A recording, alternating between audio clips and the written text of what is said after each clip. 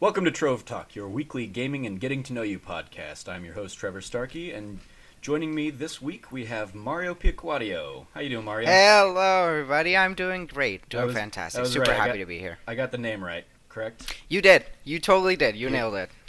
Yeah. Piacquadio, excellent. Haha. All right, so tell Hey. people, Mario, where you're from on the internet. Okay, so I am known as Mario Not Bros around the internet. If you're a fan of the kind of funny in general community, if you're a best friend, you might know who I am. I give the guys a lot of my money, usually on Calling Greg Live.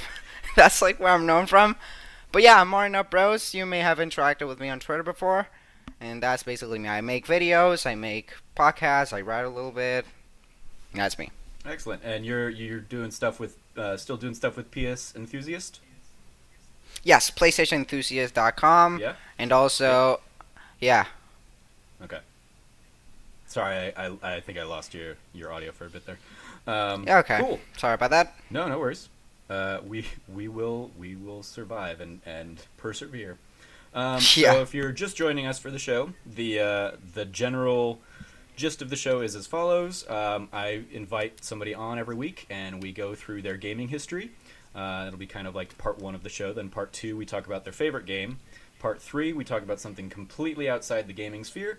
And part four, we answer your questions, community questions, people who tweet at me using the hashtag Trove Topics, or people who just tweet at me, because that hashtag has yet to take off. Everybody just kind of Yeah. responds to my tweet calling for questions. Sometime in the future it will. Yeah, eventually, maybe. Or not. Exactly. Whatever. Yeah. Who cares? Exactly. I've got the questions, and we'll be good to go there.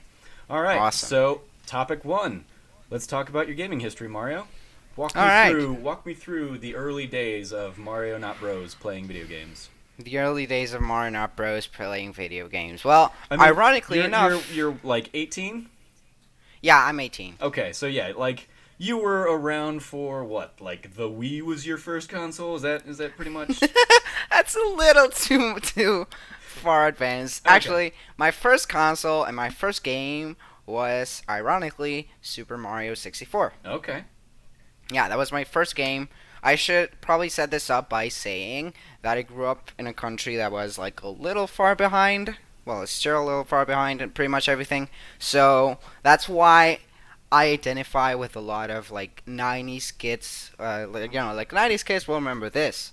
Because I Yes. wasn't necessarily a 90s kid, but everything I was fed in terms of like media and video games and movies and TV was from the 90s. So I kind of am a pseudo 90s kid. But yeah, my first Where are you console, from? Venezuela. Venezuela. Okay. Yeah. I've been there once in my life. Oh, I really? went to Caracas. Yep. Ah, that's where I'm from. Oh, excellent. Exactly. Yeah. Oh, that's cool to know. I mean, it was let's see, it was probably before you were born. Yeah. It was I was Before on a the shit hit cruise the with my fan. family there, like between fifth and sixth grade. So I'm trying to think, that would have been like 96 ish, maybe Mm, 1996. That's like right before shit hit Yeah. the fan over there. Okay. Stuff got bad like pretty much around the time I was born, and now it's like a complete mess. Oh, awesome, wonderful. Yeah. Well, you That's got why out. I'm here. So there you go. Yeah, that's why I'm in Florida. All So right, yeah. So Super Mario 64. That's a solid entry point. Yeah, Well done. like that's a good way to set the bar. But basically, the reason I got into video games, like, I was very young at the time. I was like let's see, I was probably, I'm gonna say 3 or 4 years old when I started playing video games, like very young. The reason for that is that I had this kind of, the doctors call it intoleration to frustration, basically. So I Okay. couldn't tolerate, like, I was like a very, if something didn't go my way, I got like excessively angry. And my mom came up with this really neat idea to like solve that naturally, to give me a video game console. Cause in video games, I will always like fail constantly, and I have to get used to that. And that's what she did. She tells me stories about how I used to throw my controllers around like awfully, but I got through that. I And mean, it sounds like it's we all mostly suffered thanks to this. video game. It sounds like we all suffered this condition then. Yeah, it's like a pretty common thing. Uh, but so yeah, I started with Super Mario 64. That's my first game. I have a lot of those little like really early memories you get. Most of them are playing video games, playing stuff with Nintendo 64. So like I said, I was very little, so I didn't have the best like control of myself yet. Hmm. I wasn't good at games. So the way I kind of figured stuff out and the way I played games was me, my bigger cousin. He's older than me for 2 years, I think. Yeah, he's basically my brother. We grew up together. We were the only people in the family. I didn't have siblings of any kind. So we basically like bonded over many stuff, and video games is one of those. But we were still too young to play games. So what we did is that my dad would actually sit with us, and he would play the game, and we'd be like there watching and giving him advice and stuff like that. Because otherwise, we would have never gotten out of Bob on Battlefield. So Yeah. Well, yeah, always good to have somebody help you out there, as the Zelda quote goes. It's dangerous to exactly, go alone. exactly. It's dangerous to go alone. That yeah, exactly, pretty much. So yeah, Super Mario 64 is my first game, and in terms of the N64, other big games I played. What's the Kirby's game on the 64? The name of that game? Can't remember. Oh, I don't even know. I'm barely a Kirby I person. I think can't I've only remember. ever played like the Game Boy one. Yeah, that's Nintendo 64. Somebody I'm sure will remember. That's probably one of the only Kirby games I played. It Hmm. involved like paint, and it was super fun. We used to rent that from Blockbuster. And like I said, it was not a very great country to be in, so games were expensive. Hmm. So around the 64 era, all we did was mostly rent from Blockbuster. It's strange. It was like we didn't have that many games. We probably had Super Mario 64 and oh, another one that's kind of strange. I When I was probably around maybe let's say 13 years old, something like that, when I started like getting into games media, and I figured out that people don't really like Donkey Kong 64. Like that's not a Okay. game people like. But I Hmm. grew up with that game, and I used to love that game. Like we used to play it all the time. Yeah. I mean, you didn't know better. Exactly, I didn't know better. And there's a ton of games that I really dig, and we will get to that I really love and have special memories with that people don't really like. And I'm like, okay, but That's yeah, fine. Yeah, I mean, like it's subjective. It looks like it was exactly. Kirby 64, the Crystal Shards.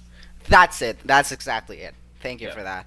Yeah, Yeah. so it involved like I remember paint mechanics, and we rented that a lot. And Donkey Kong 64. I remember we never could get past one final boss. So there was like a final boss, or maybe the final boss. I don't even really know because I never beat that game. That's I remember it's the same boss as Diddy Kong's boss, which is like it's like a pterodactyl or something like that. Okay. And the way you beat him is that you threw him into the lava. But in Diddy Kong's fight, you only had to do it like 2 or 3 times. And we always got to that point, and we did it like 10 times, and he never died. We couldn't figure out what was wrong, and he always will end up losing. So that's a game I never beat. But yeah, um, then Bane of your after that, existence, Donkey Kong yeah, 64. Even though you had a Donkey lot Kong of fun with it. 64. Oh, I had a lot of fun with it, and after I found out people don't like it that much, I investigated why, and I just sort of understood. But I didn't know any better. I was a kid, and I have like a lot of really special memories with that game. Yeah, it's another one that I didn't play, or at least I don't recall playing it. But I'm pretty sure like that was people's gripe with it is because it got so over collectathon-y, right? There's Yeah, just so much random nonsense that you have to collect in that game. yeah. It reaches a point where it's not like Banjo Kazooie, for example. It's not Yeah. fun anymore. It's like it gets to a point where it's annoying. Yeah, there's so many things to collect in that game, and I think we didn't really even kind of knew that stuff. Really, I don't even remember like trying to go after things to collect. I just remember select things from that game. I remember, for example, in that game there was, I think it's the castle of the bad guy or something like that, where you can if you like go through a secret path, you can find a little arcade machine, and that arcade machine played Donkey Kong, the original Donkey Kong, Nice. and we would spend hours doing that, just hours There you playing a go. game Yeah. within a game. Play Yeah. the better game. Play the better of the two Exactly, games. exactly. They're giving you a better game. Why not play it? Exactly.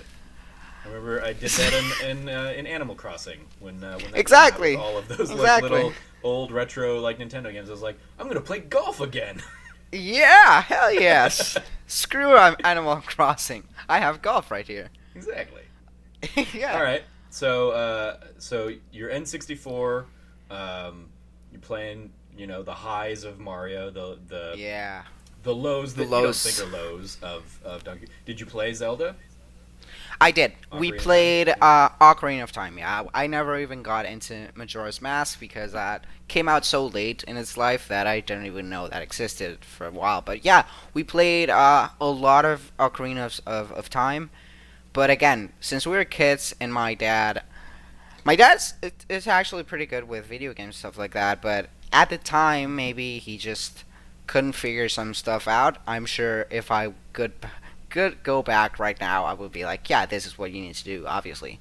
But that's another one of those games that we would always reach a certain point. We would always rent it, I believe, and reach a certain point, and then we couldn't play anymore. Hmm. But I did play it. I have a lot of good memories from the short, maybe hour I played in that game.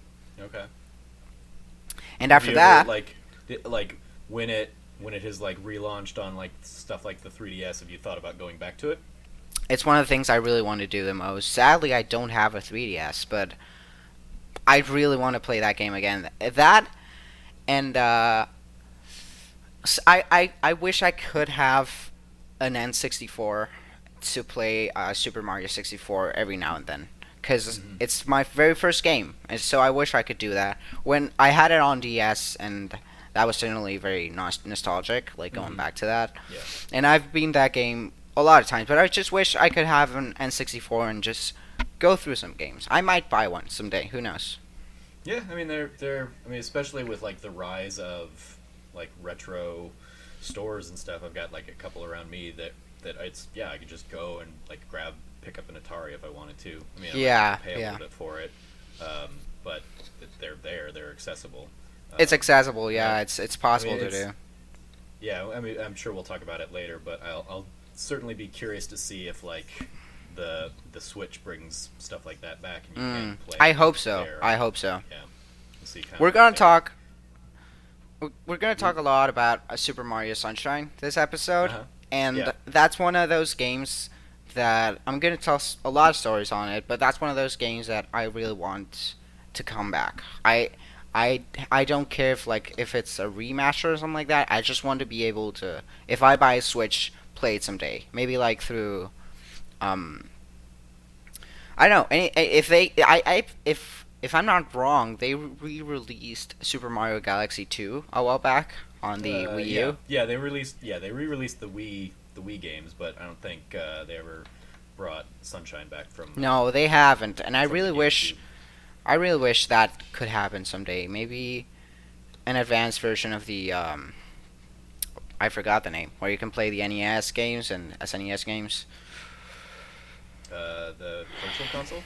Yeah, Virtual Console. Maybe Okay. maybe Switch brings like a very advanced version of that. I don't know. I just really wish some games that I could go back and play. But yeah, after my N64, that was probably the period that I remember the least, and that I also played the least to completion because I was just a little kid. Didn't really finish a lot of games, but definitely played around with a lot of games. I remember when we beat Mario 64 finally, it was like such a huge moment for that family. It was like the biggest accomplishment ever. Mhm. I just have little memories. I remember trying to figure out when you reach, I believe it's the second Bowser like boss fight in the game, where with the endless stairs. Uh-huh. I remember us like being baffled by it. I remember us like being like, "What do we have to do to reach this? Why is it like an infinite staircase?" And even after we figured it out, we would run through it to see, be like, "Oh, maybe the game actually lets you arrive there at some point if you go there for 10 minutes. I would sit there for 10 minutes, Yeah. like looking at it, being like, it's gonna happen Maybe, at some point. I never did. maybe if I long jump at just the right moment, I can go over that Yes, gap. exactly, exactly. Yeah. Stuff Oh, like I that. remember Yeah, doing that. exactly. Yeah, yeah, yeah. And then you go, and there's an invisible wall, and you'd be like, Yeah. oh, okay. Yep. Exactly. You long jump and then you just like land against Flat. nothing and then fall It's down the the hole. most disappointing feeling of all time. You're like, damn it. Ah, the Yeah, game totally. outsmarted me. I thought I was outsmarting it. Yeah, you're like, damn it. Those guys at Nintendo always think of everything. Miyamoto. Yeah, straight up. And so, okay, so that's pretty much, I think that encompasses the N64 pretty well. Now, Game Boy and Game Boy Color. Okay. After my N64, I got my Game Boy. That's pretty much very, very near, I think pretty much nearly at the same time. I got my Game Boy. Another game I really, really adore, and not that many people do, it's Super Mario Land. Hmm. Like, a Yeah. lot of people really like Super Mario Land 2, because it's, like, way better. But Super Mario Land 1, it's probably one of the most nostalgic things I can ever hear. If I listen to the music of that game, I get immediately transported back to being on an airplane with my little Game Boy playing that game.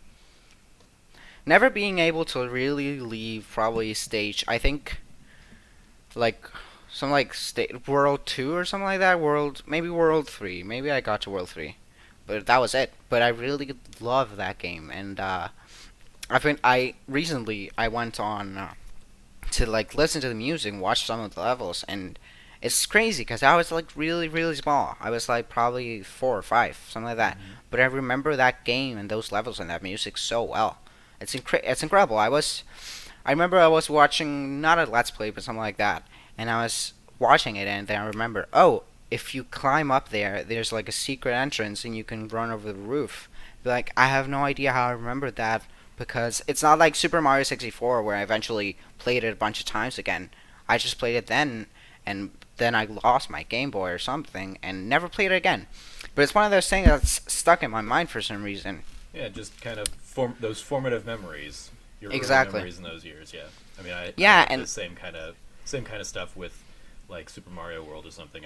I can go back to that after not having played it for 20 years, and like I'll know exactly where to go to hit the certain blocks exactly. and get the secrets and stuff. Yeah, exactly, and be like, oh, I see an enemy and be like, that little snake always killed me, and stuff like that. Like that Mhm. always got me. It always got me. And yeah, I played a lot of that. I played a lot of Tetris too. Yep. A lot of Tetris, and I didn't. The weirdest thing is, I wasn't. I don't think I was the smartest kid growing up. Especially towards some things like puzzle games, I later educated myself a little bit more. But as a very like beginning gamer, I wasn't good at that type of stuff, and I never really understood Tetris. I think, but I just loved it, and I'd never Hmm. really like played it to clear the lines. I remember the first time I knew that was what you're supposed to do, like put a line and it disappears, and I was like, whoa! I had no idea that's the game. I thought the game was just stacking I thought I was stuff. just building stuff. Yeah, exactly. That's what I thought, and that's what I did. I did it for hours on end, just stacking stuff, and being like, "Oh, that's pretty looking," and that's all right. Yeah, that's great. Oh, it reached the top. I lost. Oh, damn it! But I loved it.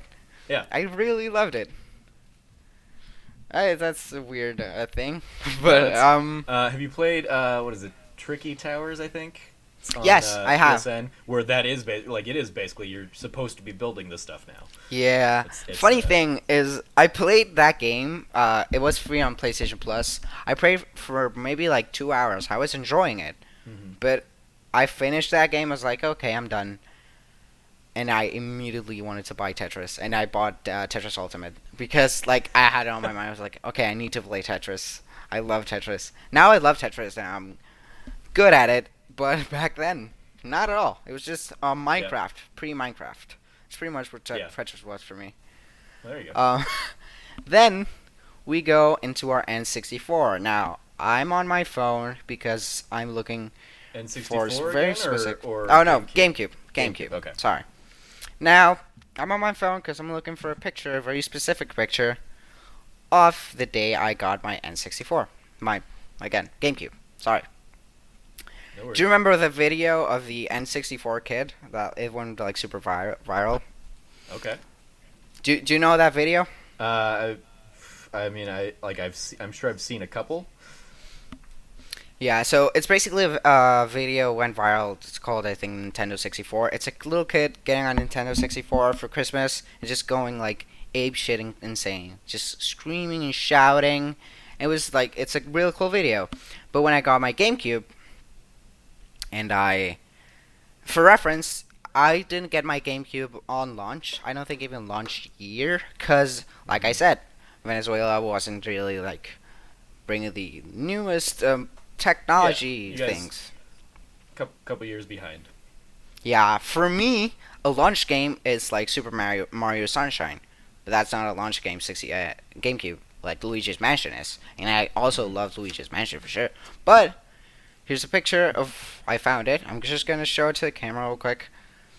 When I got my N64, it's one of my favorite pictures. I'm just a little kid, and I am just so full of joy. So adorable. Yeah, it's the most adorable thing ever. I was like so excited because I got this new machine, and I remember the back of the box so well. It had a picture of a Harry Potter game. It had a picture, I think, of like Twin Snakes, Metal Gear. It had a picture of Mario Sunshine, and I just looking at that and being like, "Wow, look at this!" And I was like, "Look at how pretty it is!" And look at Mario. He has like a new rocket, like a rocket thing. What's that? And just being impressed by it, and I got that with Super Mario Sunshine. Okay. So that was my introduction to that game. I'm not going to talk that much about this game because that's our next topic. Yeah, because it's we'll come my back to favorite Super game. Mario Sunshine. There we go. So let's just put a pin on Super Mario Sunshine, and then I'll be back to that. But yeah, at the same time that I got my GameCube, I got my Nintendo Advance SP. I never got the Game Boy Advance, like the regular one, GBA. Yeah. But I did get the SP. I got that in black, and boy, I love that thing to death. One of my favorite games on that, weirdly enough, because I'm not a Ninja Turtles fan, but there was a Ninja Turtles game on that, and I probably must have beaten that game at least, I'm going to say, 25 times. Wow. I could run through that game in one day because it wasn't really that long. Mm-hmm. It was just a beat 'em up, a side scroller beat 'em up, but I loved it. It was so fun. I remember the boss battles like perfectly. I knew that game. I knew every inch of that game, but I really loved it. Which turtle did you play as? I think in the game you could play as all the turtles, if I remember correctly. You could switch, but my favorite turtle to play as was Michelangelo. Okay. Yeah, I was Party- just Party dude. party dude. Yeah, the nunchucks and shit. Oh, it was so fun. I remember his animation. I believe instead of walking, or maybe it was like a special thing, but he actually like went like this with his nunchucks and flew. Okay. Kind of like Nice. a helicopter. It was just so awesome to see this dude like that. Awesome. Yeah. Great. Just fantastic. So yeah, I basically just had in every step of the way I had my handheld and my like console, like home console. Mm-hmm. Usually I had more games on the home console, and this here like with the GameCube definitely had. I have so many games. It's incredible. Before I moved out of my home, back then I really wanted to take my GameCube, and I didn't because of really complicated reasons, and I'm like really upset about that because I want my GameCube. It's one of my favorite consoles of all time, easily. Because it's that console in the right sweet spot where I wasn't too young. I already could play games by myself and just like understand them, and really beat them and get on them. So I had so many games, so many bad games, but so many good games too. Yeah, I mean there was certainly like that era of Oh yeah, like they're gonna put everything out on console, and they're gonna have like movie tie-ins, and they're gonna be bad. exactly. And Yeah, you know you're a kid, so if you see a game about a movie tying, that's what you want. You're not yeah, gonna be like, "Oh, I won this RPG. This seems cool." I never in my life have played a Resident Evil game because I never was interested in that. I was yeah. like, Resident Evil. Why would I play that if I have SpongeBob SquarePants the movie video game? Like, what the fuck are you Exactly. talking about? There you go. Perfect. Dude, I have SpongeBob. It's can't. Aren't you seeing like SpongeBob? Jesus. But okay, on the GameCube, I played so many games. Another one of my favorite games ever, which I was heartbroken to see like people hate that game. It's Star Fox Adventures. Okay. Yeah, the reason why I totally understand and educated myself on why people hate that game, and I get it. It's not a Star Fox game at all. I get it. Mhm. If I The thing is that was my first Star Fox game, so that's what a Star Fox game was for me. But if I'd played Star Fox 64, I'm sure I wouldn't be like, what the hell is this? Mhm. So I always use that argument when people like hate on that game, and I'd be like, if you look at that game without the Star Fox branding on it, if you just imagine it's actually Dinosaur Planet, and instead of being Fox McCloud, you're Fox, I don't know, whatever thing else, Fox McFoxy Face. That game's pretty good. That game's actually pretty good. Yeah, Um, I'll give you that. yeah, I think if people took like didn't look at it as a Star Fox game and just went like forgave that, I think that game would be seen on a very different light. I have so many good memories of that game, and that's one of the first games that probably transitioned me from being able to play it myself to my dad playing it. So my dad, my cousin, and I would sit, and he would play most of the game, right? He Because we still weren't like good, but it was at a time where we could, if he was stuck on some part, we would take the control and be like, "We got this, Dad. Don't worry about it." So it was the other way around by that time. There you go. Yeah, it's just switched, and we have beat that game like probably 3 times because we obviously didn't have that many games, and if you finished a game, you just went back and played it again. That's a game I have a lot of good memories with. Did you ever play Star Fox Adventures? That's one of those games I like. I'm sure I remember, like renting from Blockbuster, like you were talking about earlier. Mm-hmm. Like I don't own it. I didn't own it, but I'm sure like I had the Star Fox on Super Nintendo and N64, so I'm sure at some point like I picked it up Mm-hmm. in a Blockbuster or Hollywood Video or something like that. I remember that game very well. Like, I could probably give you the first 3 hours of that game, like step by step, everything you need to do. I remember that from heart because that's what we played through the most. Because obviously, every time we picked it up, we didn't beat it. Sometimes we just picked it up and didn't pick it up for a month and then begin again, and just being like repeating on that. Um, there was like a basically a motor skiing part of it of the game where you had to like race. There was actually a lot of parts in that game, but the first one it's like in a snow mountain, and that's one of those things that I would play one time and try to do this time, right? And like, let's see if I can break 30 seconds, and then we just reset it, and my cousin will play that, and then we reset it, and my dad will play that. So we had our own little mini game Mm-hmm. in the game. Nice. Yeah. So okay. So that's it. Star Fox 64, Super Mario Sunshine, which I will go very, very, very, very deeply with. Um. Let's see. Any other games? Oh. Sonic Adventures 2. Okay. Was that your Sonic. introduction to Sonic? Yes, that was my introduction to Sonic. Now I should say I also had a Sonic GBA game. I Okay. can't remember the name. I'm gonna try to look it up. I had it on my SB, and I really love that game. But that game was hard. I remember there was like a whole level that was underwater. It was really tough because it was really really easy to like run out of breath.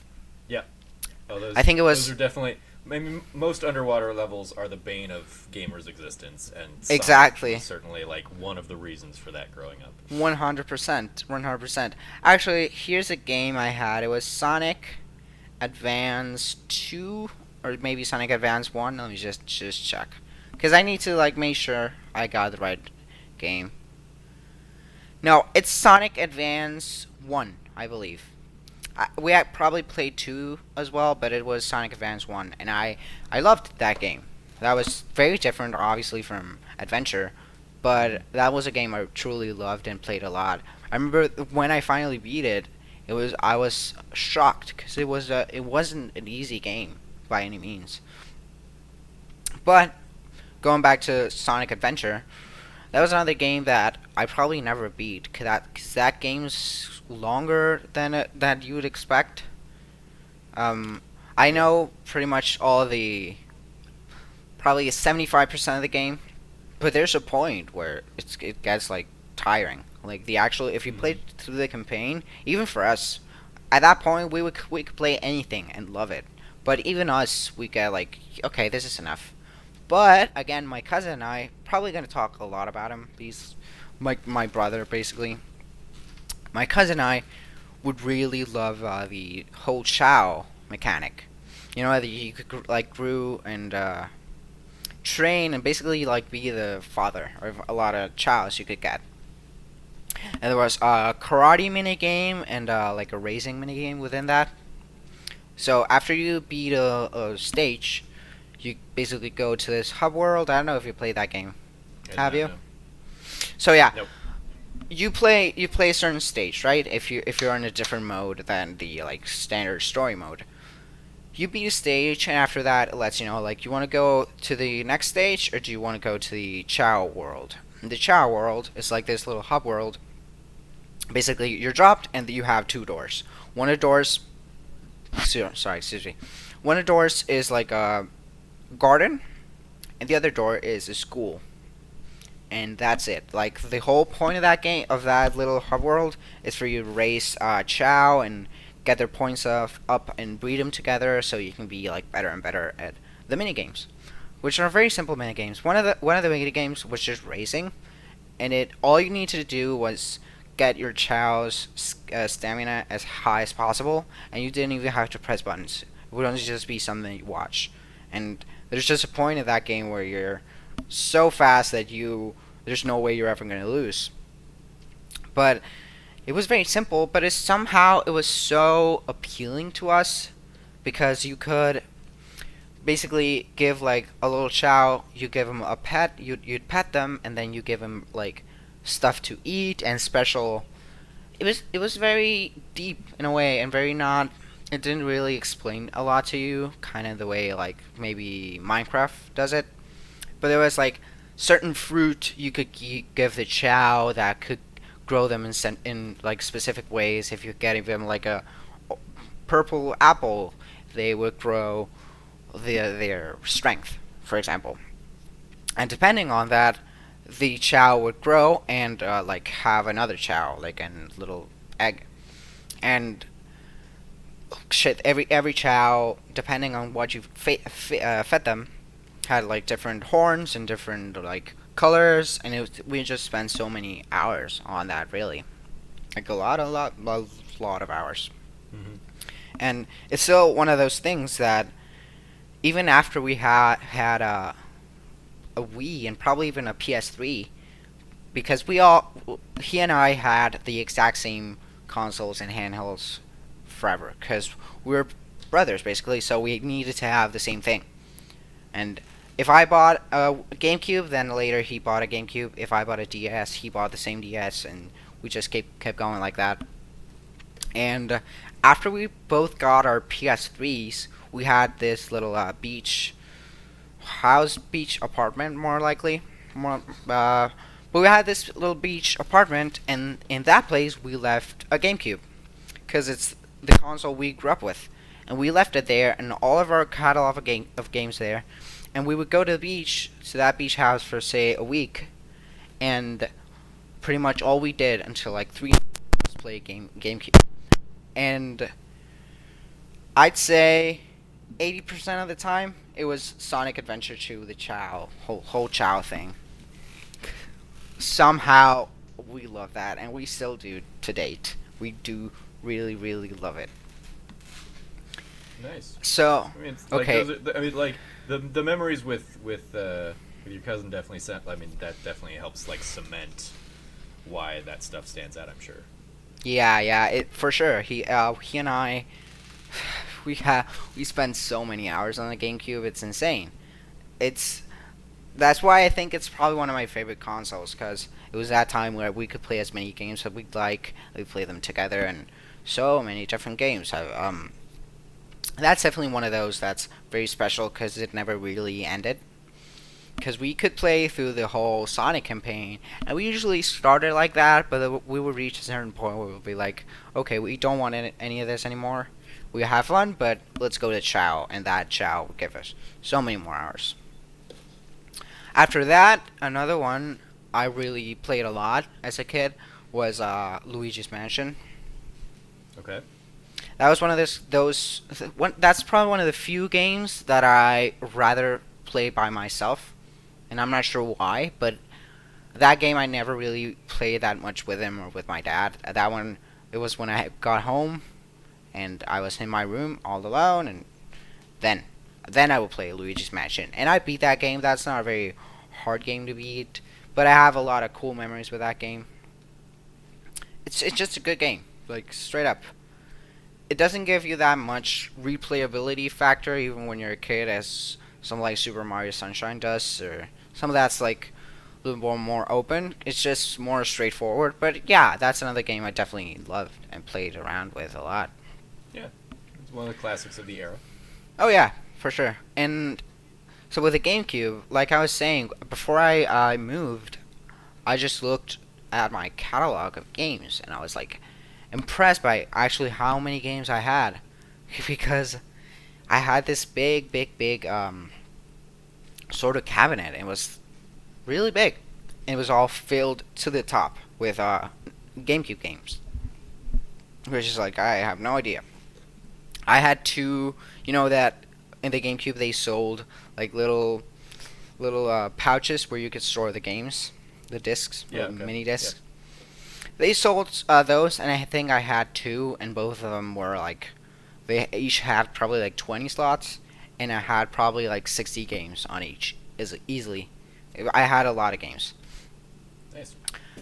Another game is gonna be probably the most random thing in the world. Another game I have a lot of memories with, because I think if Super Mario Sunshine was my first GameCube game, this is my second GameCube game.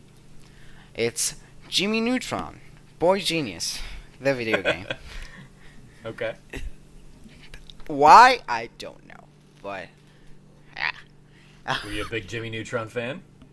no, I wouldn't say that I was like an especially big Jimmy Neutron fan. If it was on, I maybe would see it. It wasn't even my favorite cartoon. Not even close. Like, not even close. But it was there, and I got that game. I think probably something like my grandma bought me. It must have been something like that. But again, it's one of those things where the game is not great. Like, looking back at it now, even I can realize, like, yeah, that game wasn't that good. But it was what we had. And we'd play the shit out of it. When you're younger, you don't know better. Like, you don't exactly know good versus bad necessarily. Or, I mean, like, or you don't know what, like, the standards of good versus bad are. If you're having fun with it, you're having fun with it. Or you're teaching yourself to have fun with it because it's the only thing you have. Oh, 100%. And that's why you, with certain games, like I've said before, you sort of invent mini games in the game, and with stuff like that. There was one of the first stages in that game is like a theme park, and you go through different stages and different, like, one of them's a desert, and other ones over there was like a magic carpet, and it was like a lot of different games. It wasn't very good, different stages, but we would just play that over and over again and see who did the better time and who didn't fall, because it's what we had. It's what we had to do. Yeah.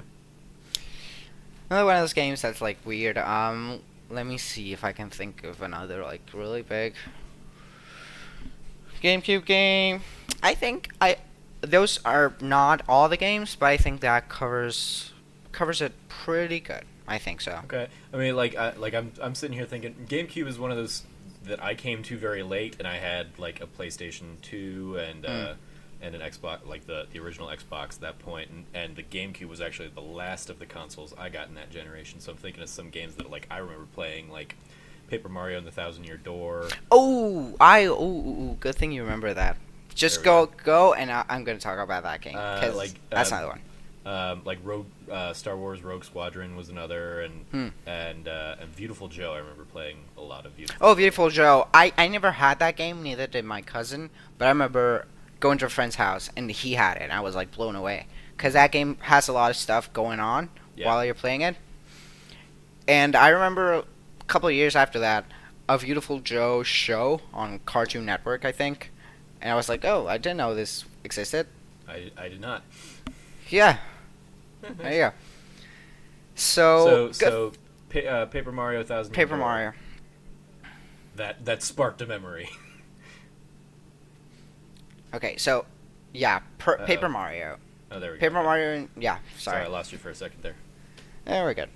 Paper Mario in general. We played the original Paper Mario on N64. Just going back real quick, we did play that game a lot, like a lot, for sure a lot, and we loved it. We digged it a lot. It's my first RPG. That's what that game pretty much is for a lot of people. It's like baby's first RPG. It's not really like extremely tough, and it's like the combat system is pretty easy, and everything's like a baby's first RPG.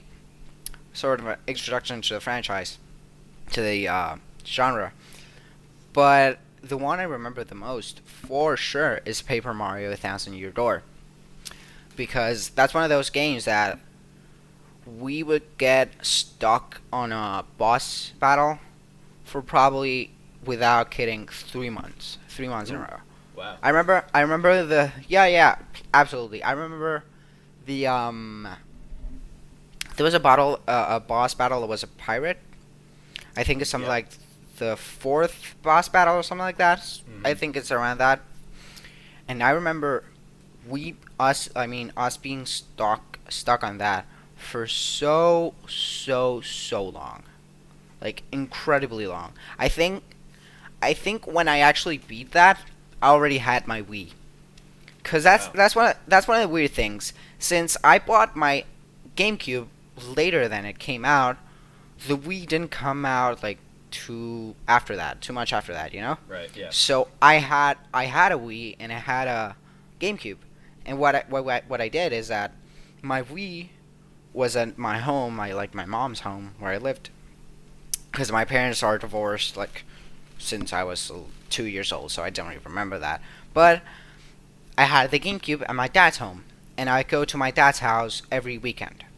He'd take me to school on Mondays, and I'd be so on. He'd go to my house every Friday, and he'd drop me off at school every Monday. That's how it worked. Mhm. So every weekend I was with him, and that's where my GameCube was. And since we always bonded as a little kid on playing games, that was something we always did back in the N64 days. When I was with him on weekends, one of the biggest things we did was play video games. We actually set out time for that. It wasn't just like, oh, we have nothing better to do, why don't we just play some games? It was kind of more like, okay, so we're gonna go watch a movie, and then we're gonna go home and play games. And we're like, okay. We always did something like that. And so, with my little cousin too, because he was, like I say, basically my brother.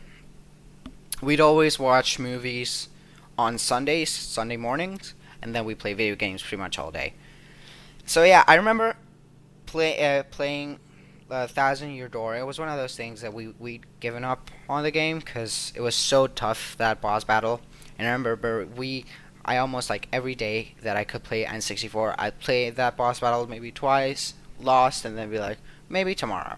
And I remember one day, probably after, not kidding, probably after 3 months of trying, I beat that boss battle. And it was one of those things where like, call your cousin right now. I'm gonna go over. We're gonna go over, and we're gonna keep playing that game because it was like we finally did this. Like holy shit. Yeah. And yeah, and after that, there wasn't really another boss battle we got really stuck on, and after that, we beat the game almost immediately. Nice. Yeah. Those are. Oh, I mean, those are certainly like the milestone moments where, like, something impressive and monumental like that. Something that you yeah, only get in like gaming. Really, is that sense of accomplishment of exactly. like Yeah, banging your head it's against one of that those things. wall. It's one of those things that, yeah, it's that beating that pirate. It's something I will never forget in my entire life. Nice. And after that, still going on Paper Mario, which by the way, just let me put a pin on that. Such a fantastic game. Did you play did you beat it? Thousand Year Door. Yeah. Yeah. Yeah, I beat that one a few times. Yeah. That game's Probably my really good. my favorite of the series, but I really I'd like say so Super too. Paper Mario 2 as well when that was Yeah. like on Wii. I did really like that game a lot too. But yeah, Thousand Year Door is such a good game. Like really a magnificent game. All the partners you get and the like friends, they were so different in combat. There was a lot of strategy to it, but Yeah. it was simple enough that little kids could get it and be like, "Oh, actually, in this fight, it's better if we get this guy because this guy's better at doing this." You know what I mean? Yep. Absolutely. That kind of stuff. And I remember a real funny story after we beat the pirate. There was to like get to the actual Thousand Year Door and get the last thing you needed to do. There was a lot of really random stuff. I don't know if you remember, but one of the last things of the game is like you gotta talk to this guy, and then you gotta talk to this guy, and then you gotta talk to this guy, and you had to go like to these weird places you've been to, and basically talk to specific people in order to get some information on something that will help you open the Thousand Year Door. Mm-hmm.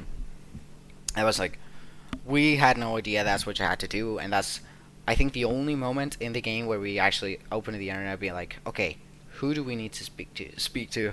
Because it was boggling our minds. It was like that. Just go to the Sky Wrestling World and speak to this guy, and then we finally got to open the Thousand Year Door.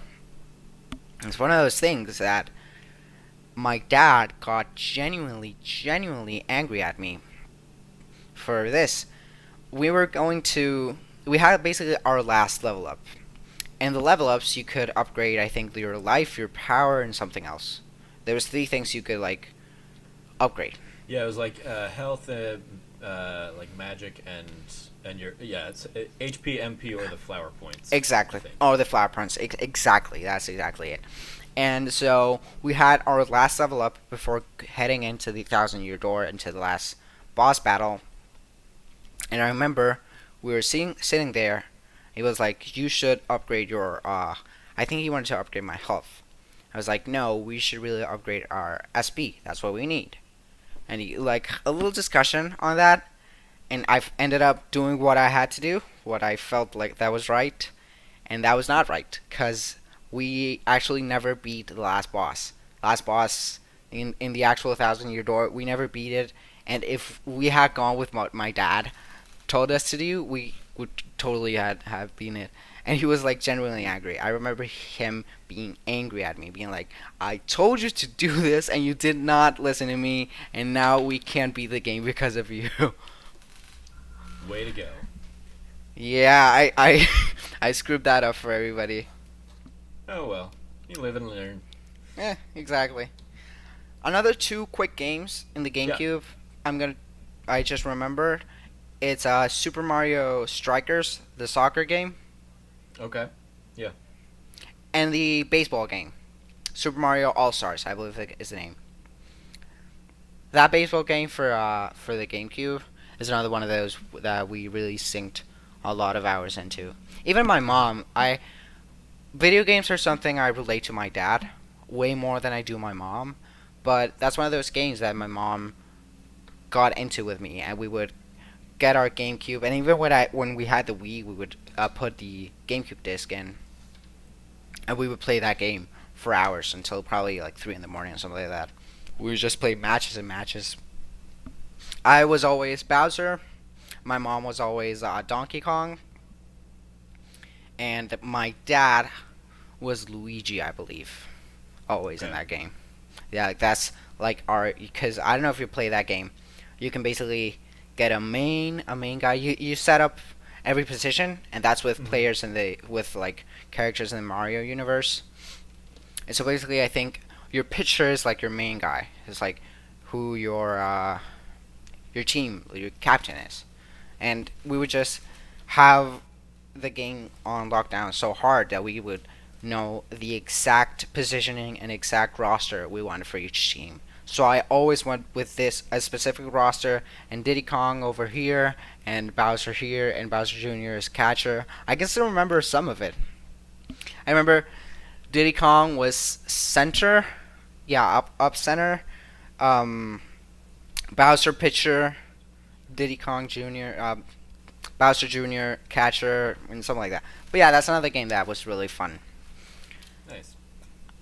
I think we can finally move on from GameCube to the Wii/DS Okay. whole Did you era. have any other SP games in that time frame?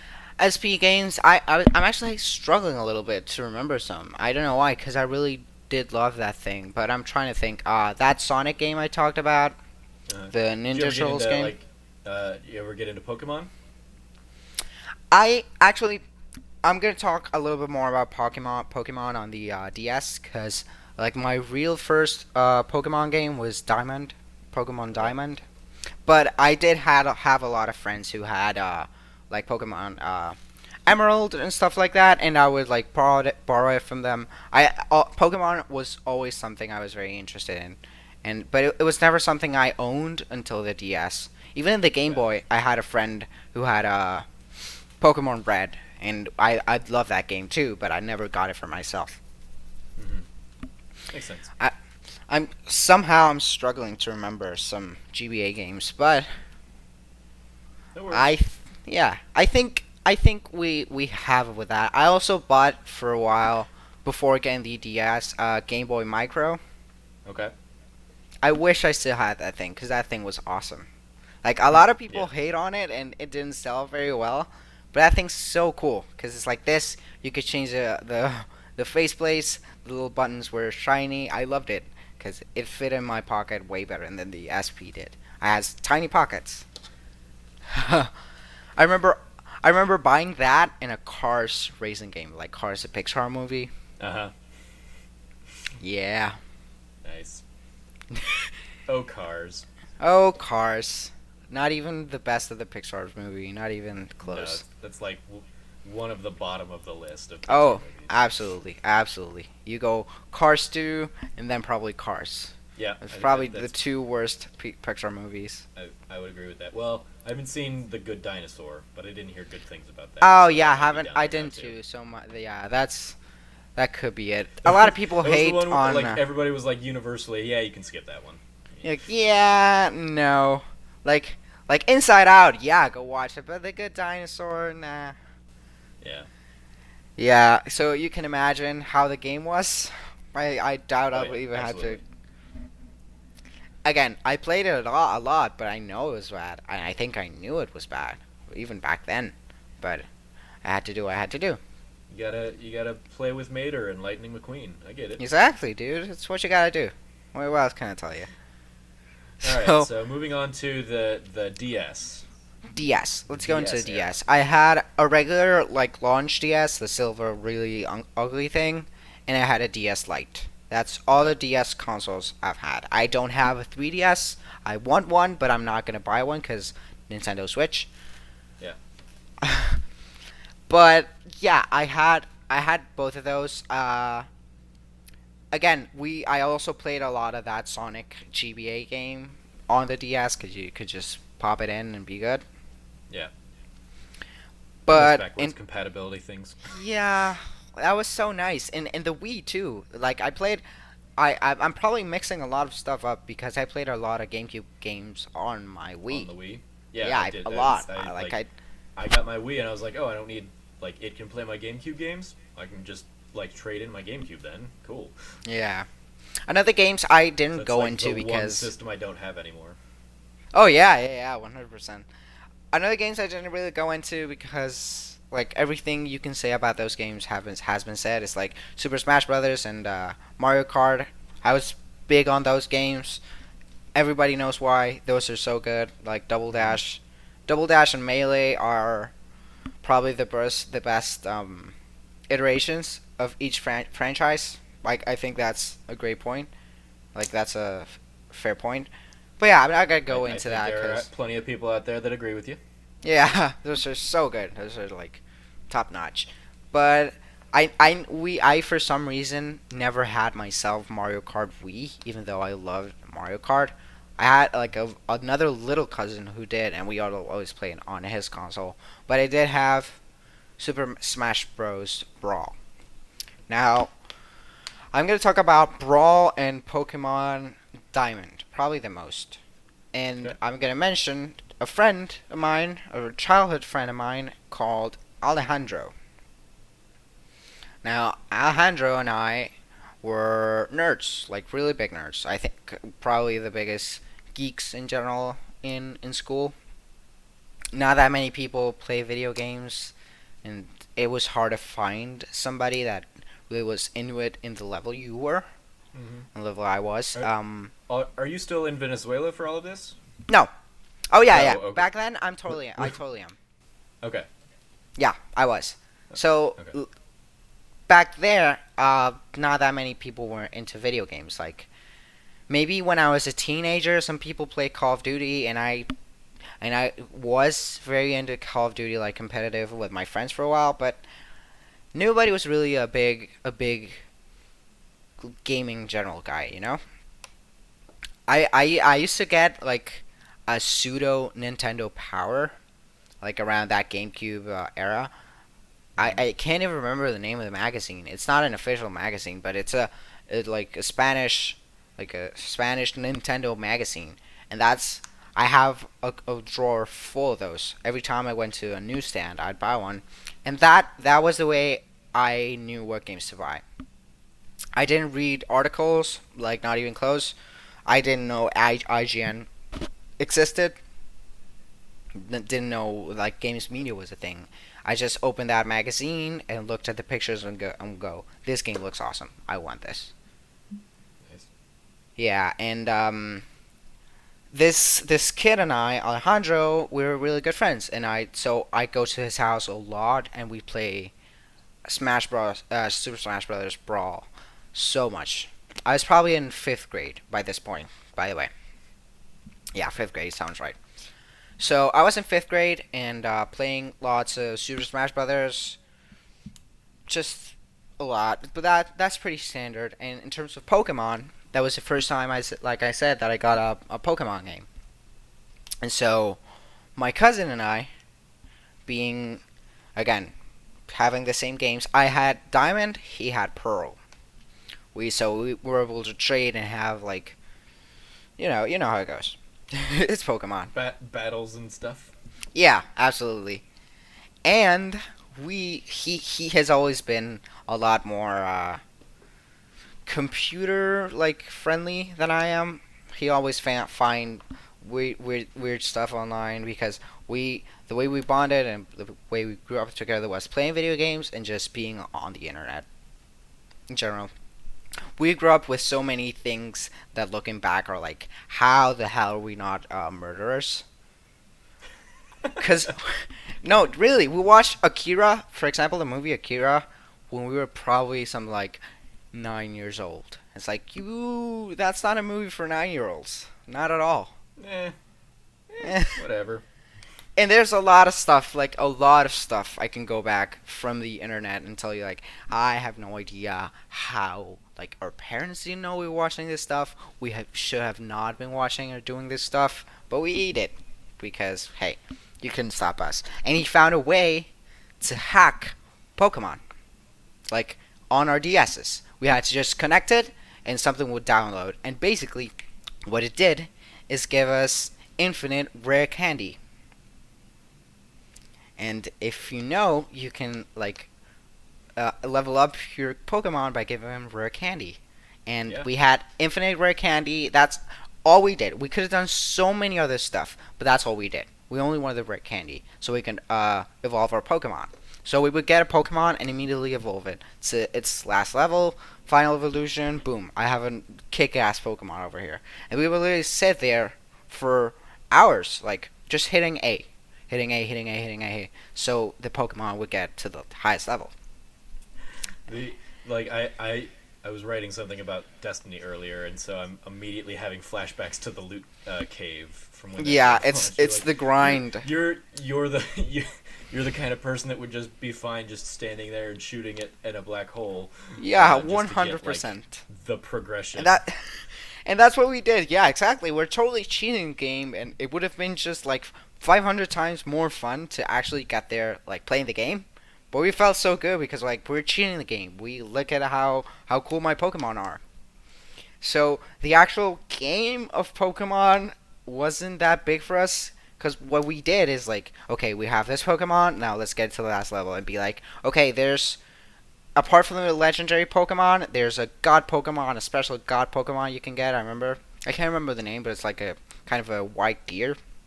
Yeah. Again, I'm sure people remember. That's like in Pokemon lore, it's like the God of Pokemon. Is it Dialga? I think.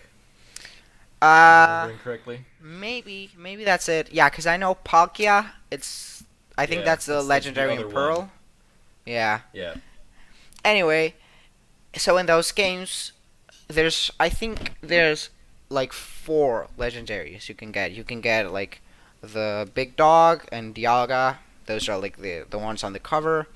And then there was obviously a third Pokemon game that came out later. I can't remember the name. It's Diamond, Pearl, and Platinum. Platinum. Platinum. You're right. So in Platinum, there was another legendary, and you could also get that in Diamond and Pearl, but you had to go through a bunch of stuff. So we had that Pokemon. We had 2 of the legendaries each. That was probably gone by hacking, I assume. We had the God Pokemon. We had like a lot of very rare Pokemon in that game, and that's basically what we did. And this kid Alejandro did that too, on his own. And so we really bonded over like having a starting like six Pokemon of just insanity, being all of the legendary Pokemon and God Pokemon and this like the most amazing roster of Pokemon you can see, and we would fight, and we would do that for hours on end. Just him at home, me at home, like being on the phone and being like, okay, let's fight, and that's it. So that's definitely a game that I never played the way we were supposed to play because I just cheated a lot. But I had so much fun with that game. I have so many good memories with that. Mm-hmm. So, okay, so in terms of that Pokemon Diamond, it's definitely a really big one on my list. Another one on the DS list is New Super Mario Brothers. Okay. Yeah. New Super Mario Brothers was like, oh my god, it's such a good game. It's such a return of form. Which, by the way, I should put on a pin on. Probably people are thinking like, because it's obvious that I've never played like NES or Super NES, because I was like born way after all that.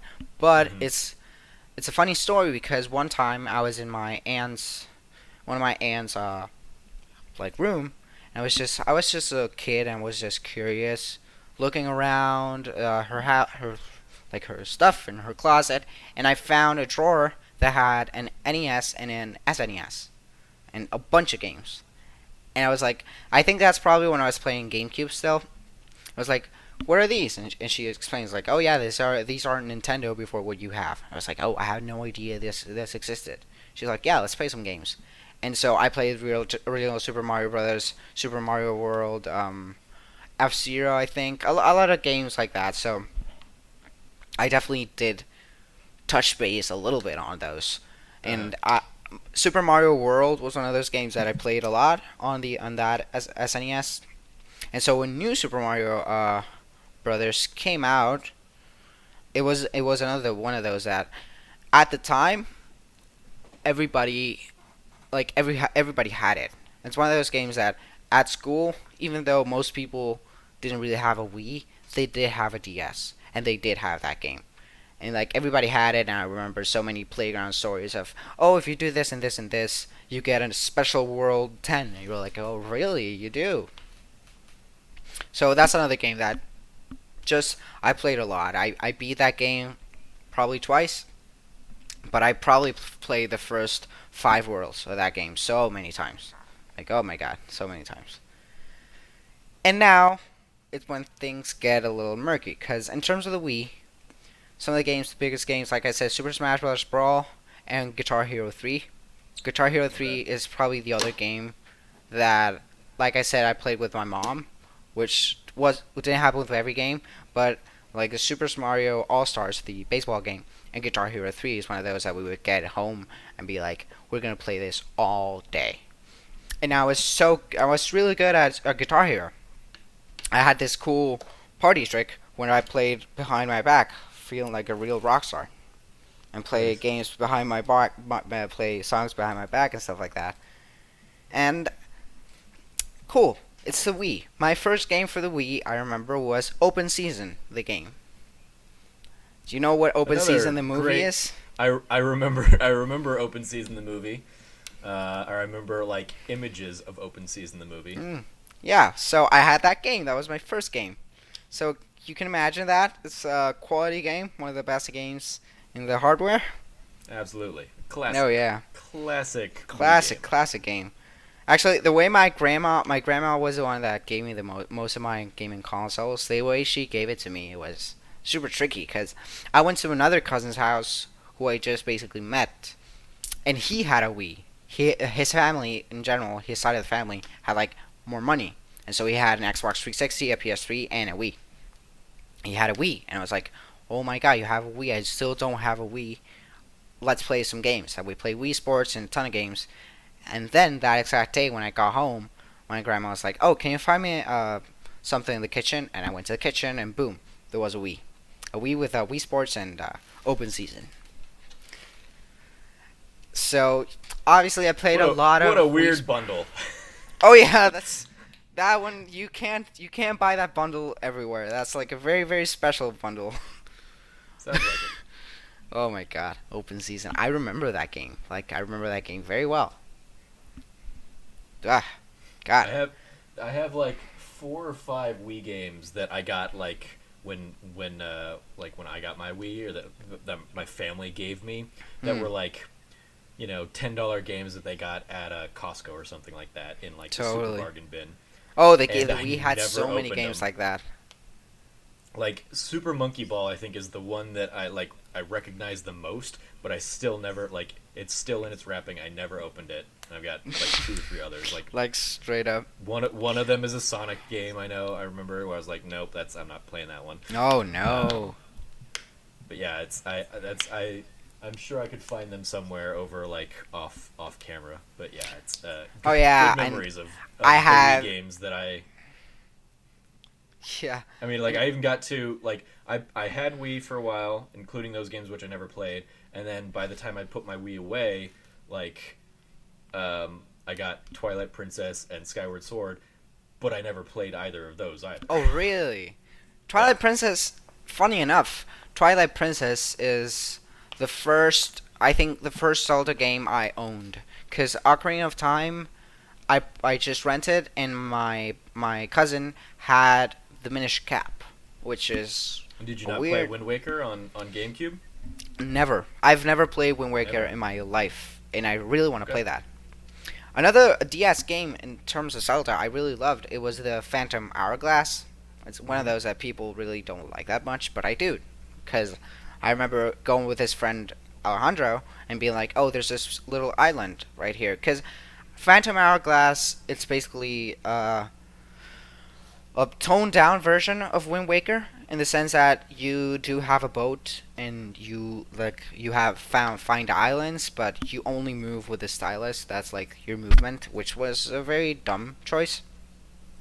But that sense of like exploration that Wind Waker gives you so did Phantom Hourglass to a certain level, and being like, oh, I found this weird island, and did you know that if you cut the grass, all the grass in this island, a new island appears, and you get a golden fish, and that golden fish gives you a special cannon, and all these things I'm telling you are 100% true. They are in the game. I remember it because I remember doing it.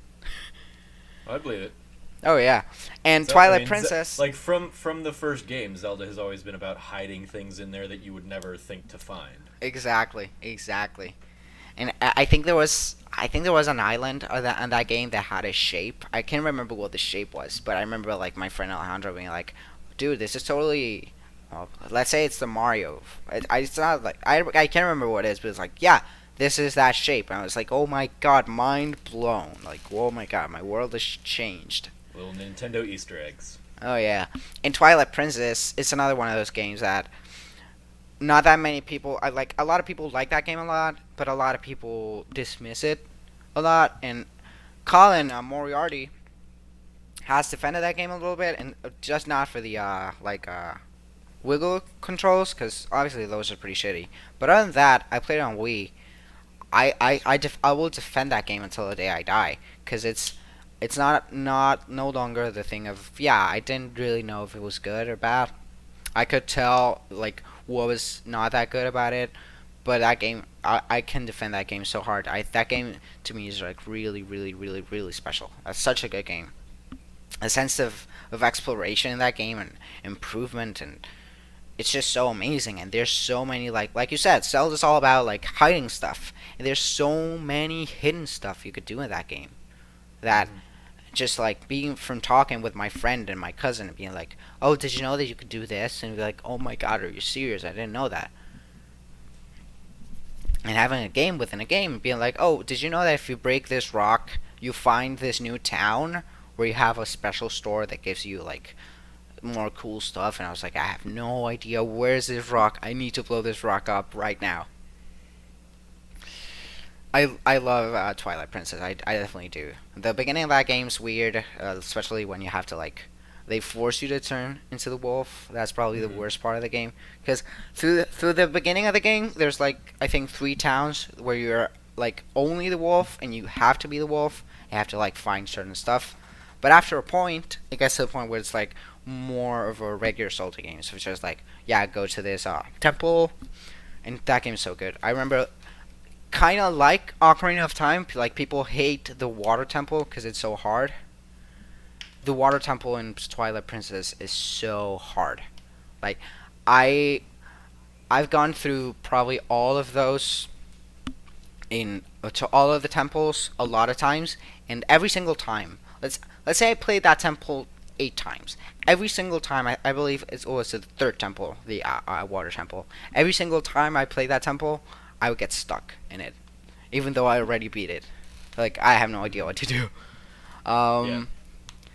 Yeah, that game's really cool. I think that's one of the first games I believe that, I don't know, gave me a sense of exploration and like finding things that I didn't feel like I got before. Because I never played Wind Waker and stuff like that. I remember one of my biggest memories with Twilight Princess is there's a temple that's the I can't remember the name. I kind of want to say it's the Temple of Time, but I'm not sure. Like named after the Ocarina of Time temple, but I still can't remember. It's the temple where you find the Master Sword. That's what I can tell you in that game. And I mean, Temple of Time would make sense then, given the lore. But yeah, it's like I said, it's one I skipped. So yeah, I believe that's the name of the temple. It's something like the 7th temple or something like that. But I believe it's the Temple of Time. If I'm wrong, just let me know. But I believe that's the name. And let us know in the comments below. Yeah, let us know. The cooler thing about that game is that it's located right next to the first temple, the Earth Temple.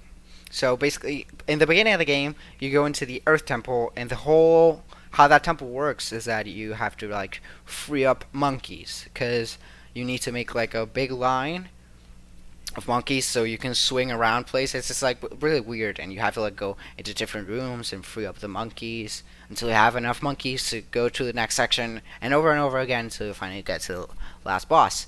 And the way you go to the Temple of Time is that I think like a monkey appears, one of the monkeys, in like a totally different place in the game.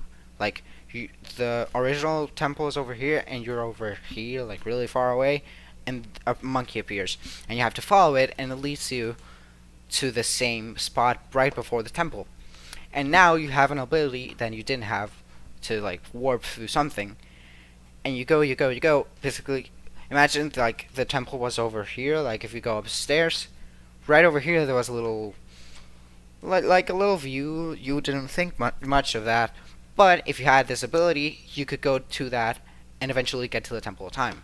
And I was just so blown away by that. Like, oh wow, they hid this right in front of me. It's like not a different location. It's like not a special world. It's right there, where it was like hours ago. And now I'm here, and I'm finally gonna get my Master Sword. And I just love that. For some reason, that really stayed with me. Hmm. So okay, probably going way too long on this. Not at all. So we've covered so far. It's been all pretty much all Nintendo. Yes. Like, when did you get into any of the other stuff? So exactly, PS3 you mentioned. PS3 was the first time I got another console, and I'm gonna get into that because the Wii, I loved my Wii, but the Wii just there was a point where the only game I could buy was like Party Games 3. It was just it hit a point where it's like, okay, there's no longer good stuff coming out from this console. Like I can't really look at this and say I'm getting everything I need from this. And so just to finish off with the Wii, another one of those big games. Damn, I just forgot. I was thinking about it. I obviously played Mario Kart Wii a lot, but like Twilight Princess was one of those, and New Super Mario Brothers Wii. I also had. I didn't like it as much as the DS one, but I liked it. And I just thought about this game, and I think I forgot. And if I forgot, we'll move on. We can come back to it if you remember it. Yeah, I'll probably remember it somehow. Well, but okay. That's pretty much, I believe, what I have with the Wii. It's definitely my least favorite Nintendo console because it was so good at the beginning. It had so many good games, and then it just started being so many shovelware games on it, and it just threw me off, and I didn't want that anymore. Yeah. What I used to do. That's what hit most of us. Yeah. Is, like, the gimmick sucked everybody in, and then nothing really like fulfilled the gimmick further. So everybody kind of got tired of flailing their arms around. I just remembered what I was going to talk about. Yeah, okay. It's one of these things that my world was really shaking for a while, and that's Mario Galaxy 1, Super Mario Galaxy 1. Oh, okay. Yeah, that's a good one to remember. Super Mario Galaxy 1 specifically. I've played both, but I've played 1 and beaten 1 way more than 2. Even though a lot of people prefer 2, I definitely prefer 1. That's one of those things where I play that game a lot and beat it a lot because it's not a hard game at all. Beat it a lot. I think there's a point where I 100% of that game. I remember you can even unlock Luigi and get some special stars, and there's a hub world when you could get. It's like it has a lot of like you'd expect from 3D Mario games. It has a lot of stuff you can do to get you like extra stars and stuff like that. It was a great successor to like Super Mario 64. Super Mario Galaxy. That's one of those things where my world was definitely rocked for a little bit. It's so good in doing what 3D Mario games do in certain terms of having like little special extra like a bonus stars that are really fun to get and being like, oh, did you know if you could do this, you can actually unlock like a new planet or something like that. Like it does that. That's so good. Which is one of the reasons why Super Mario games, especially 3D Mario games, are some of those that you can play over and over and over again and still have a lot of fun. And that's one of the things I remember when I was a kid. I always said Super Mario Sunshine was my favorite game of all time. And I remember playing Super Mario Galaxy and being like, hey guys, I remember telling my dad and my cousin one day, being like, I think I like this game better than the Sunshine. I was like, damn, like that's incredible. Like I'm really saying that. Now I like Sunshine better, I think, because the memories. It's probably my favorite. Galaxy, I think, is a better game, but I would say Sunshine is my favorite. But Super Mario It wins Galaxy. on nostalgia points. Yeah, exactly, exactly. Nostalgia just gives it a little bit of more points in my mind. But Super Mario Galaxy is such a masterpiece. Really, like such a good game. And yeah, it's just basically that. I just remember sitting down one day and be like, I think this might be my favorite game. It's really good. But Yeah, no, I mean, it's a worthy entry to the top of a list. oh yeah, no, it's so good, and it's definitely in my list of favorite games now.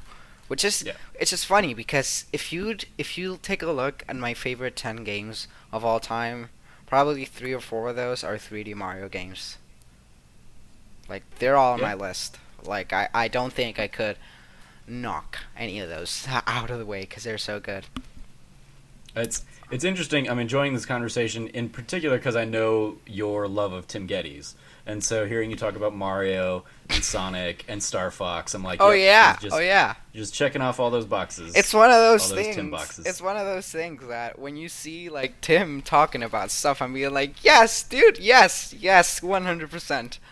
I think one of the only things You just missed out on Crash Bandicoot. That's I really where we actually, we lost yeah, you. I never had a PlayStation, but I remember my aunt had this like building, and we made friends with a little kid in the building, and he had a PlayStation, which was like the big console. Like if you had a PlayStation, only people who really had a PlayStation was like big brothers or something like that, and our friends didn't really have PlayStations. It was weird if you had one. 'Cause we played Nintendo. It was like way more expensive, and we didn't have the money. And so, if you had a PlayStation, you were either like really rich or had like a big brother. And I remember him having a PlayStation, and we played a lot of Crash. I remember playing a lot of Crash. I think it was Crash 2 maybe.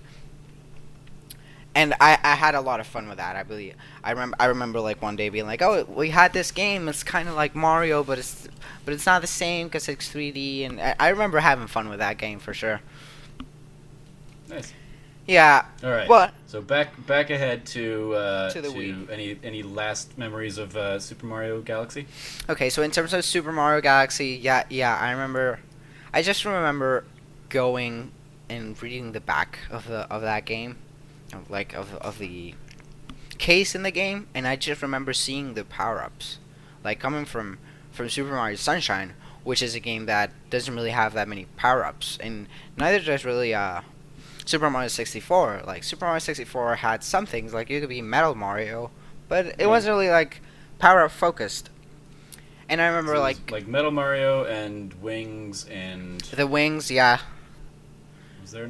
I feel like there was another one that's escaping me. yeah. There was no flower in Mario Yeah. 64, and No. Sunshine definitely doesn't have any power ups. Sunshine just has different rockets. But yeah, I remember like being like, oh my god, you can be a Boo. Like I remember that blowing me away, cause for some weird reason, I've always been a really big fan of Boo.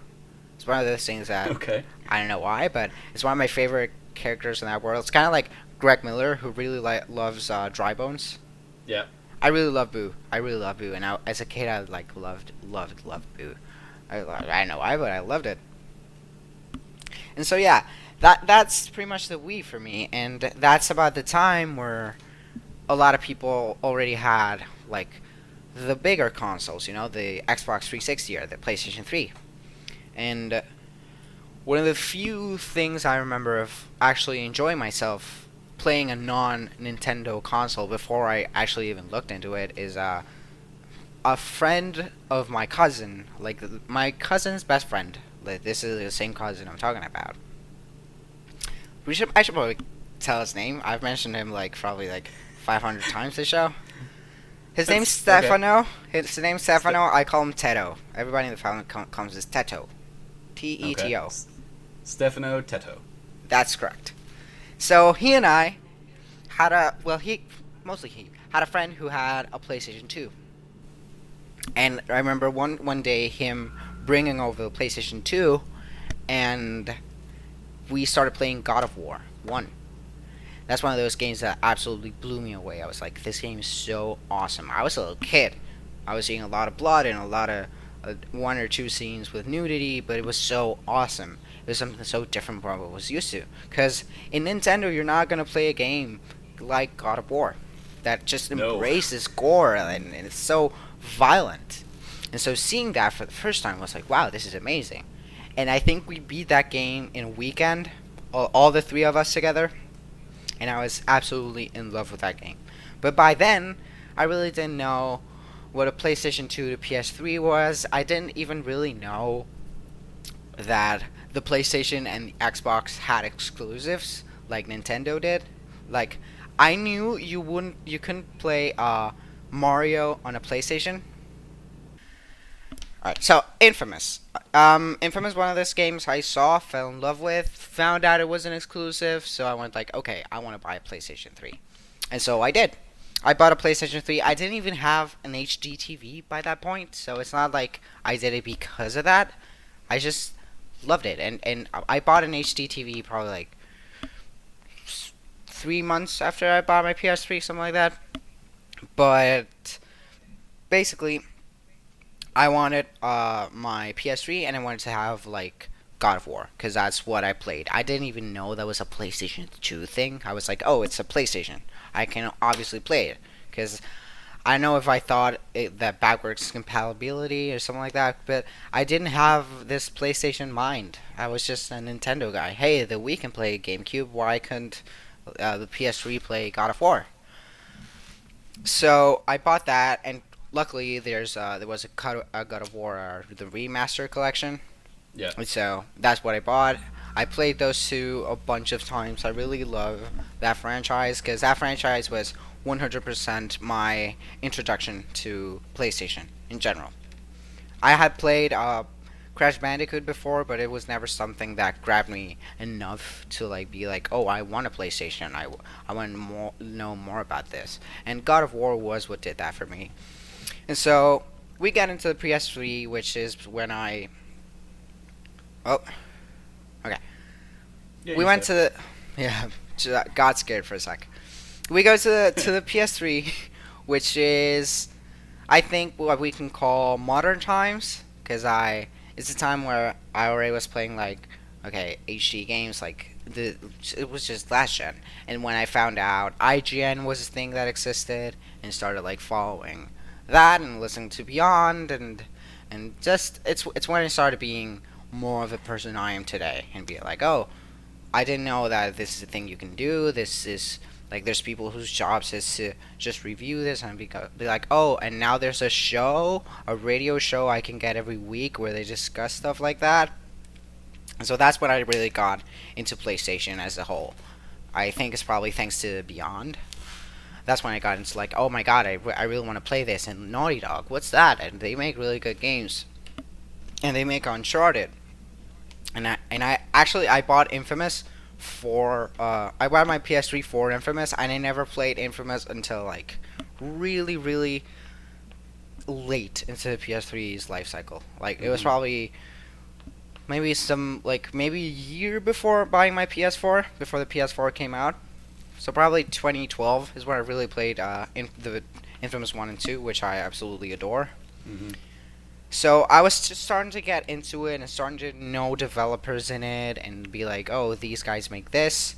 And oh, let me play Uncharted, which by the way, I played Uncharted like the reverse way. I played Uncharted 3 first, then 2, then 1. That's an interesting take. How was Yeah, that experience? it's actually great. It's awesome. I love Uncharted. It's one of my favorite franchises, and I played Okay. it backwards until 4.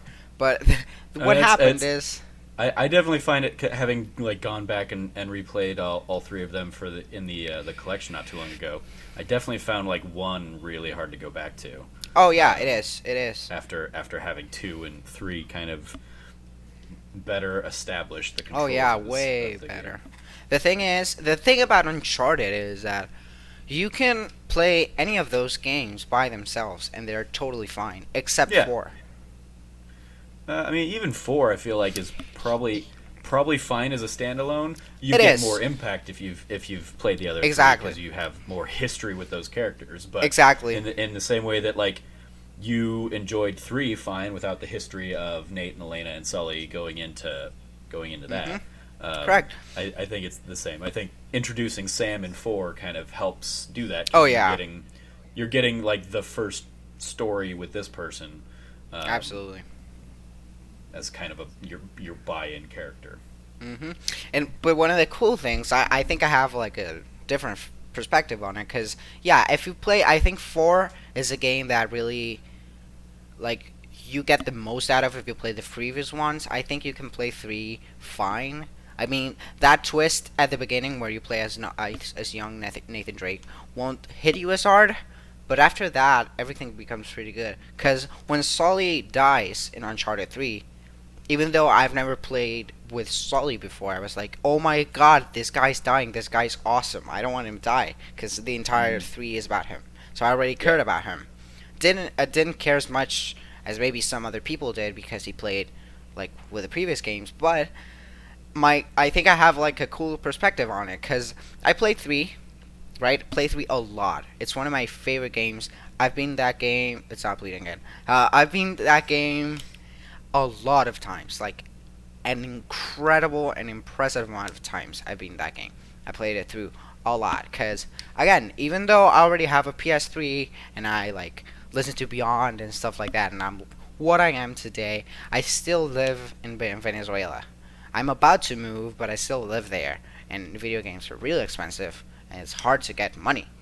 Mm-hmm. And so it was like, okay, I have a couple of games. The way I basically did with PS3 and a lot of time for PS4 is that on my birthday, which is in April, and Christmas. Actually, my birthday is the same as Greg Miller. Fun fact, Nice. April 27th. Yeah. Um. Basically, what I did was ask for like my entire family for PlayStation Store gift cards. I would get a lot of money. I would get like probably 300, maybe $400 in each of those.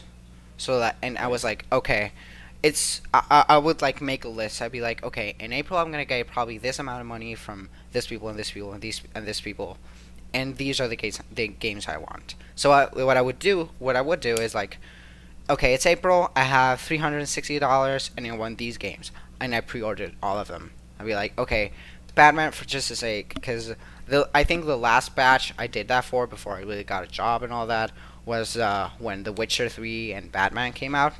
I think that was Okay. probably, and it was like, okay, so Batman comes out in October and Witcher comes out in November, so I'm gonna pre-order them in April, and I'm gonna play them then. And same thing with like Metal Gear Solid 5. That's what I did, but in the waiting times for that, I had to like go back and play stuff again. And in my PS3 days, I played a lot of Call of Duty with my friends. That's the only thing they played.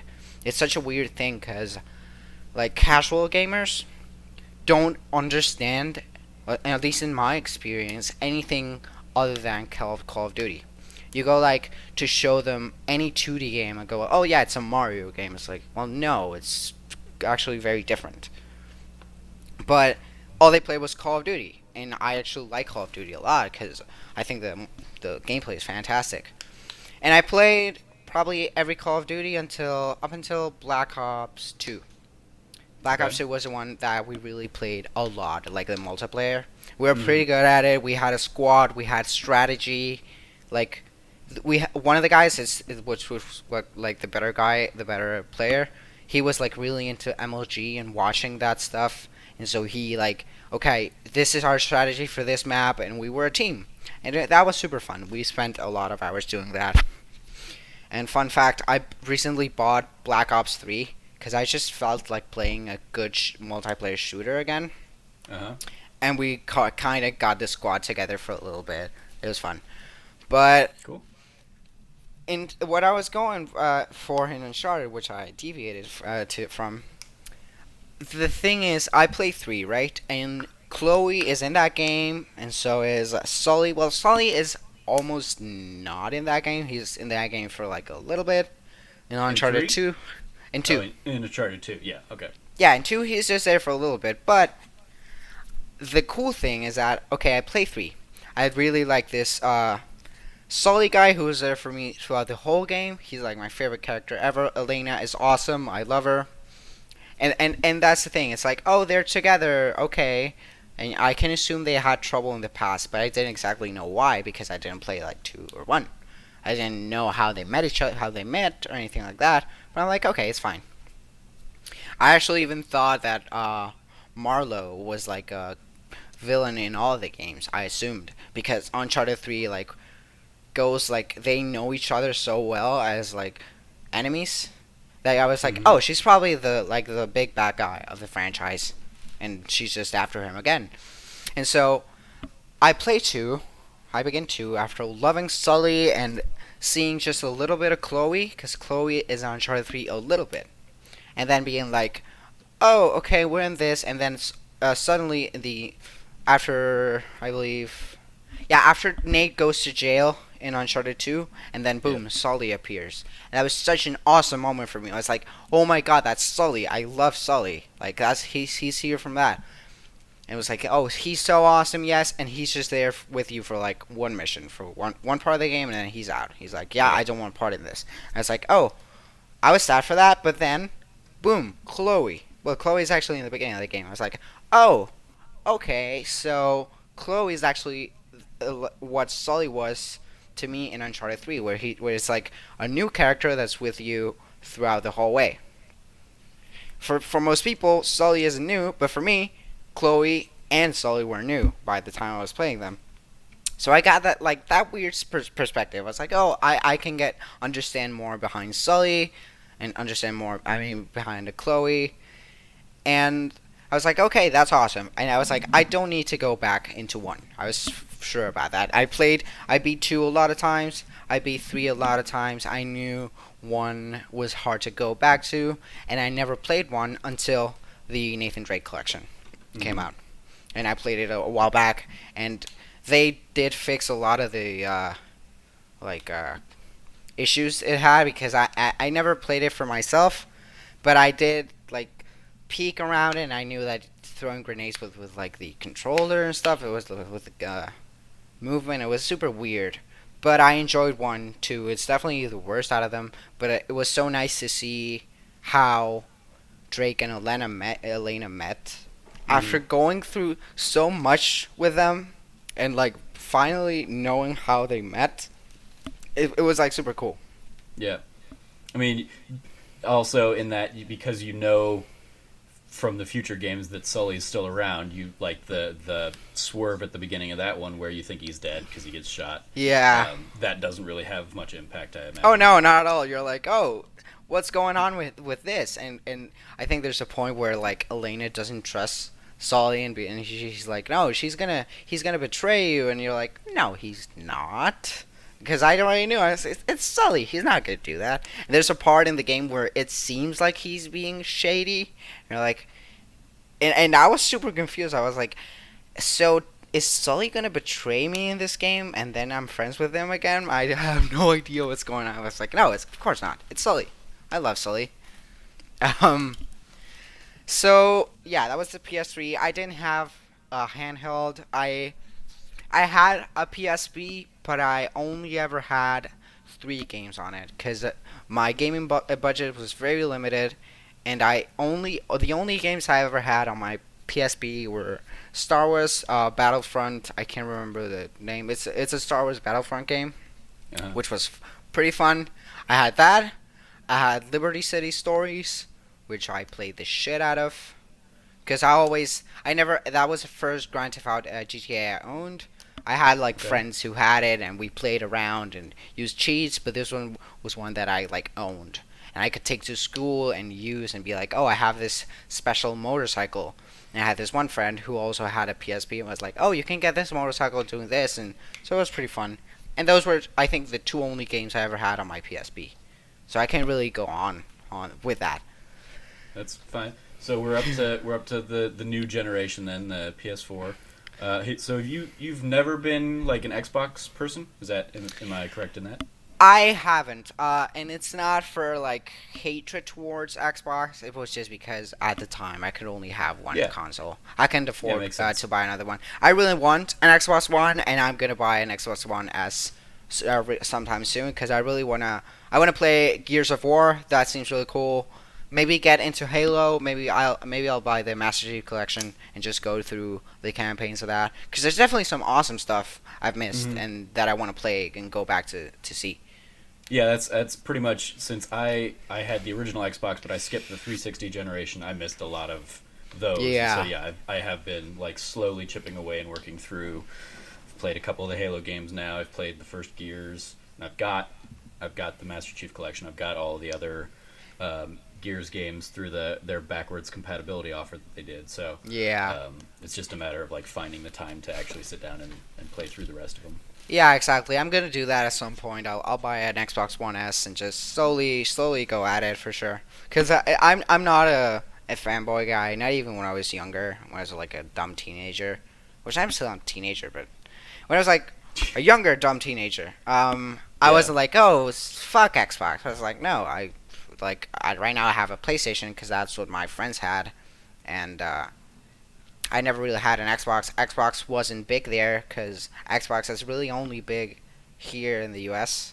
It's Yeah. not very good international. So Yeah. more people had a PS3 than an Xbox for sure.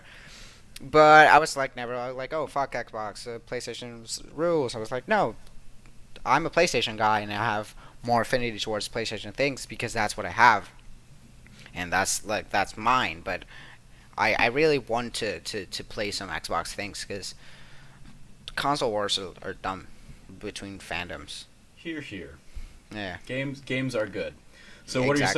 what are some of your other highlights in PS4 land? In PS4 land, okay. Weirdly enough, after playing the infamous games again, in PS3 I memorized the infamous 1 and 2 demos so much because I loved those games, but I didn't have the money to buy them. And I played those demos over and over and over and over again. I was like, I really want these games. And then I finally bought a physical collection. I was able to play them, and I fell in love with them. I was like, these games are amazing. I played 1 and 2, love them both, like, to death. And so, when the PS4 was announced, I was so excited. I bought it on launch. I was so excited for my PS4. The one thing I was looking at was being like, I cannot wait for this. It was Infamous Second Son. Hmm. I don't think I've ever been so excited for a game. Like I was at that point where I think it was like that sweet spot that was 3 years ago. So I was 15 years old. So I think that was like the spot where I was like not I wasn't like grown enough yet to know that you maybe should hold back a little bit of excitement for some games. And I was just like so it was incredible. I remember like the I mean, day if you've before it learned that by launched. now at the age of 18, you're doing way better than most people who are like Oh letting no, I it definitely did. control their lives. Oh yeah, and like not to say I don't get hyped because I was really excited for Uncharted 4. I couldn't wait for Uncharted 4. I knew that game was gonna be a 10. I reviewed it, gave it a 10. Um, but I was still super excited for it, but it was somehow different from Infamous. I like couldn't wait. I couldn't not think about Infamous. I don't know. I was at that point where games were different. I just don't really know how to explain it. I remember the day after, the day before the Infamous release, some people had gotten copies somehow and were like streaming it. I was like, I should not watch this, but I need to watch this. And I watched like I got the video power, which is basically the only other power you get, spoiled. And I was like, oh god damn it, I didn't want to know that. But I was so excited for that game. And funny story, it's finally it's launch day. I have it pre-ordered. Boom, let's play this game. Play the beginning of the game, which I had already seen in an IGN video. Maybe you know that they always made Yeah. like the first 30 minutes of. So I already seen all of the first 30 minutes, but I played through them. I'm like, oh my god, this is awesome. This is awesome. I'm so down for this. And right when you reach Seattle, before the open world goes, the game stops and goes, okay, installing. And in the US, that install would probably maybe have been 2 hours, an hour and a half. But remember, I'm in Venezuela, where internet is awful. Hmm. Really awful. So I had to leave my PS4 turned on, installing the game I've been waiting for so bad for 2 days straight. Two Ouch. days straight being like, oh my god, and that thing didn't move. Oh my god, I wanted to die. And is that? I mean, presumably that's all like because of a patch at this point, because it's not like you need internet to install off the disk. Yeah, Yeah. it's something like that. And when you preload games, and but I finally got to play it, and I really like Infamous Second Son. Definitely story wise, it's so disappointing because it's. I was so excited, but like I said, I was younger, but I could definitely be like, okay, this is really disappointing story wise Hmm. because the Infamous games weren't only fun to play, but they had such amazing stories. I remember the plot twist and the end of Uncharted of Infamous One. I was Hmm. like mind blown. I was like, oh my god, this is incredible. This is like good. And Second Son was incredibly fun to play, but not really good story wise. And Yeah. fun fact, the Infamous games when I bought the collection I was telling you about in PlayStation 3, my dad bought those for me. And so what we did is that for the first time in like very very long time, we sat down and played them together. And I bought the Infamous collection and Uncharted 2 at the same time. So I played those with my dad, like because he was there. We were home and we just like play through them. I probably beat each one of those games in like 2 days because that's all I did.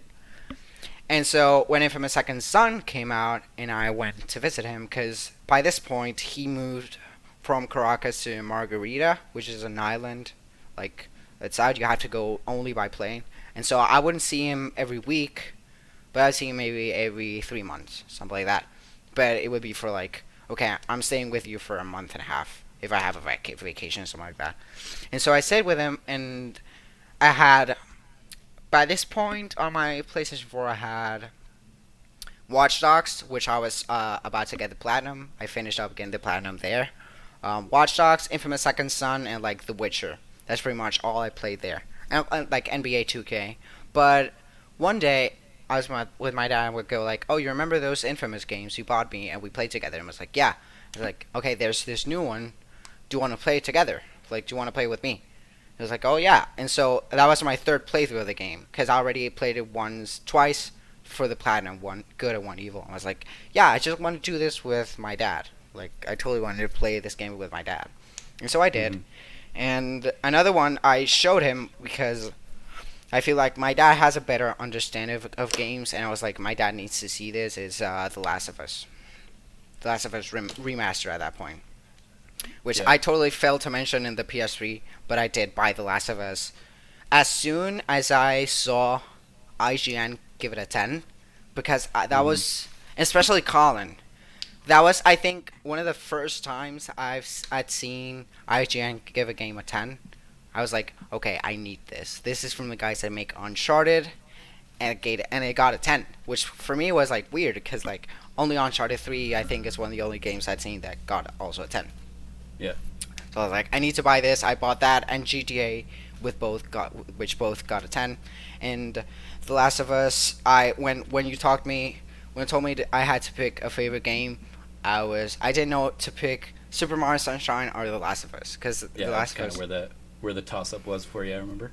Yeah, The Last of Us is probably my second favorite game of all time, only behind Super Mario Sunshine, which which I'm gonna get to. But yeah, and so I went to my dad and was like, "Hey, Dad, there's this game that I really want you to see, and like, it's not like a sequel. It's the first game. I've beaten it probably 6 times at this point. I know it from memory, and I just want to play it with you because I want you to see what games can do, like what games are right now."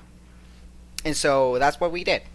We sat down for days on end and played The Last of Us, and I just wanted to see what he thought of it. Like it has such an amazing story, and he was used to playing Super Mario 64 with me, and now here's this amazing thing.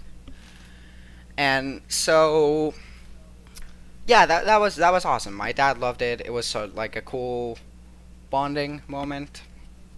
Yeah. And highlights in terms of PS4, I think Infamous Second Son, even though the story is disappointing.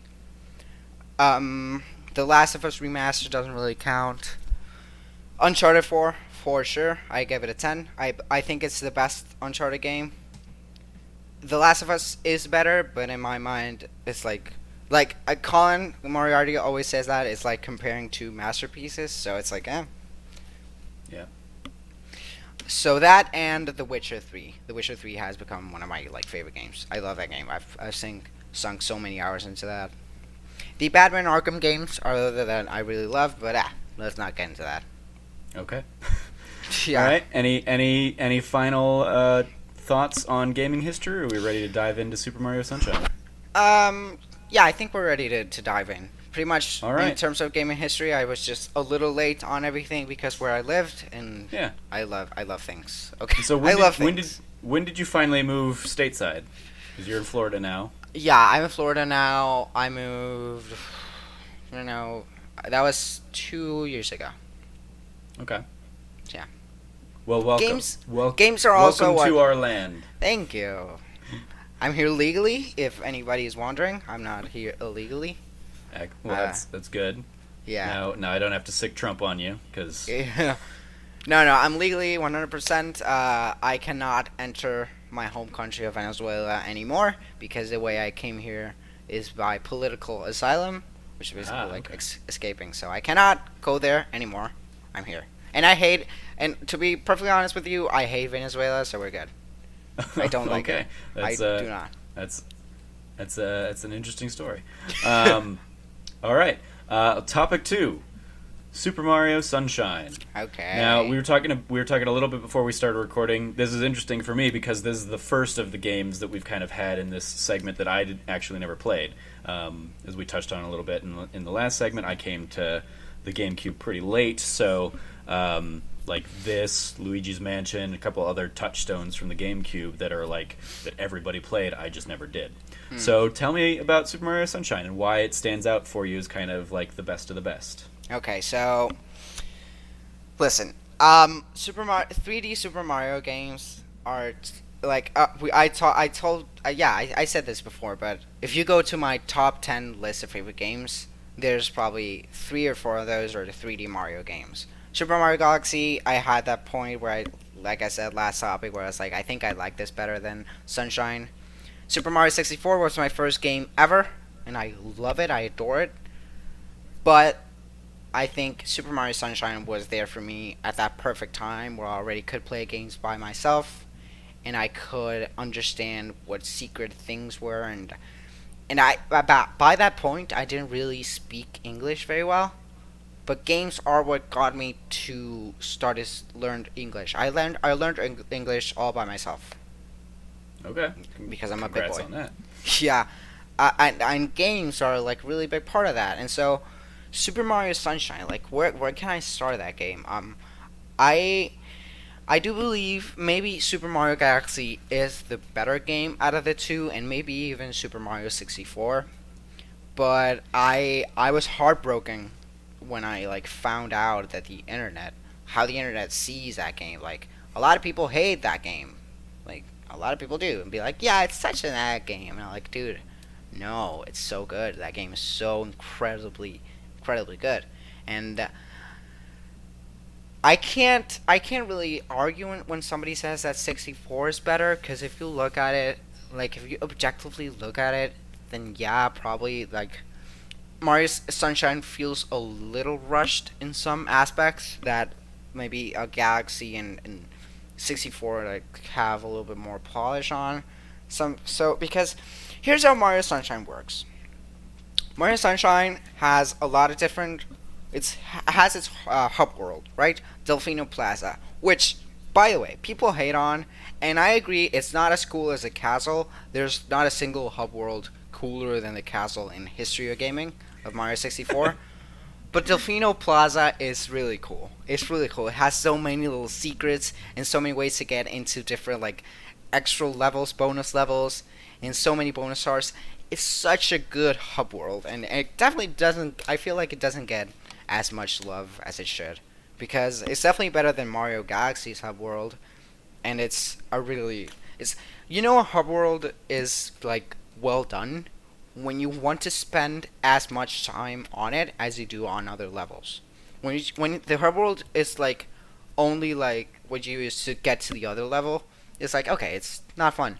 But when we're like, no, I want to explore this. I want to see what happens if I go to the basement of the castle, or like, oh, hey, I've never been to the back of that rooftop before. So that's what Sunshine is. Sunshine is really a lot of exploration in rooftops and stuff like that, that hub world.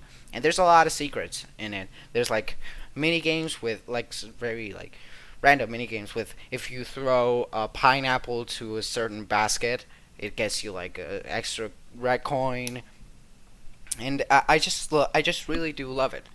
And I think the Sunshine game is so different from Mario games because of how it is, you know, because you can compare Super Mario Galaxy and 64, and even though they are totally different games, in its core, it's pretty similar. You know, it's like the only difference really between them is that Mario 64 it's a plain like 3D world, and in Mario Galaxy it's just like planets, little planets. Yep. But Sunshine totally switched all that up.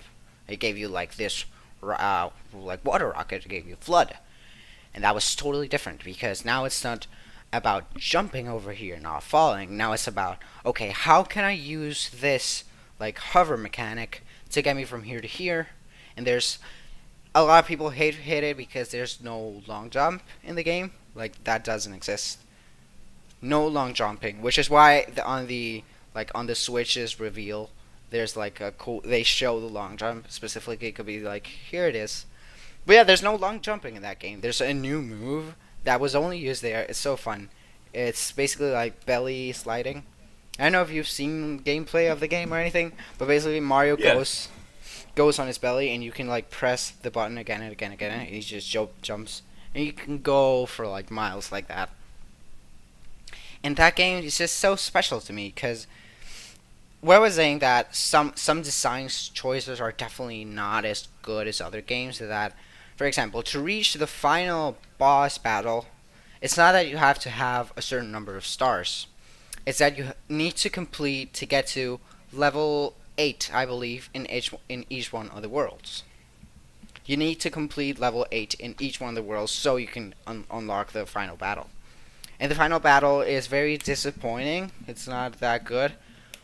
But the way it's structured is that basically each world has, I believe, it's nine or 10 levels, and they all are in the same order. So level 1 is going to be a boss battle, right?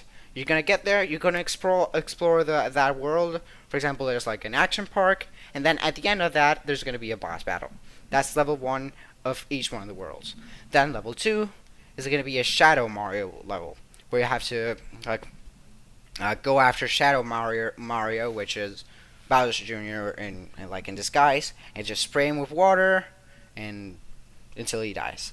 Then level 3 is always gonna be a hidden cave level, which is one where you go into a little cave and they take away flood from you, which is the rocket thing, and you have to basically go through a platformer section that's like a regular platformer with no flood. And the way it does that, it's so smart because people always go like, "Oh, that's the best part of Mario Sunshine." The reason why that's the best part of Mario Sunshine is because the game like gives you the new mechanic of flood, and it makes you feel safe around a lot of platforming things because you can, if you fail, you can just use your hover, and you're so used to that that when they give it to you without that, it's so tough. You're like, oh my god, I have to jump from this block to this block. How am I ever gonna ever do that? If it was another game, you'd be like, okay, this seems like a fair jump. But in Mario Sunshine, they throw you off by taking the flood off of you. You don't feel safe anymore because the flood is safe. You're like, oh my god, how am I ever gonna do this? And so those levels are really good, and it goes on and on. Like four, I think it's the second boss fight, and it goes on and on, like red coins and stuff like that, until you finally reach the last level. And once you do that with every world, you get the boss battle, like the final boss battle, which isn't as good of a way to get there because when you look at it from that point, then like bonus stars, shines. In this game, there's shines, not stars, but you just call them stars. Like are worthless because they don't really even count to your like achievement of the game. It's just for pure fun in that Yeah. case. But still, I get that. Yeah, and like yeah, that's a weird thing. And sometimes like the chasing Mario, Shadow Mario levels are the least fun out of them, and sometimes it gets repetitive to be like, oh, I'm in stage 5. I know this is gonna be a red coin thing. But it's still, I like. I'm sorry, it's so good. It's so good. The levels are so well designed. It has such a good aesthetic going for it with the whole beach thing. Has so many cool secrets that I think not that many people really looked into. This, for example, there's a way of I can't even remember how it's done already, but we figured it out somehow. To get Mario, if you do certain things and you go back to the first level of the first world and talk to a random dude, he goes like, "Oh, you need some. You need like, isn't the sun bothering you?" If you go there the first time, he's like, "Oh, not yet," and you like don't know. But if you go after doing certain things, he's like, "Doesn't the sun bother you? Hey, I'm gonna help you." And he gives you this Hawaiian shirt and some sunglasses. And you see Mario, his Hawaiian shirt and sunglasses, and the whole screen goes a little darker. So like, kind of like if you have the effect of having sunglasses on. And that like doesn't help at all, but that was such a weird thing that we didn't know existed.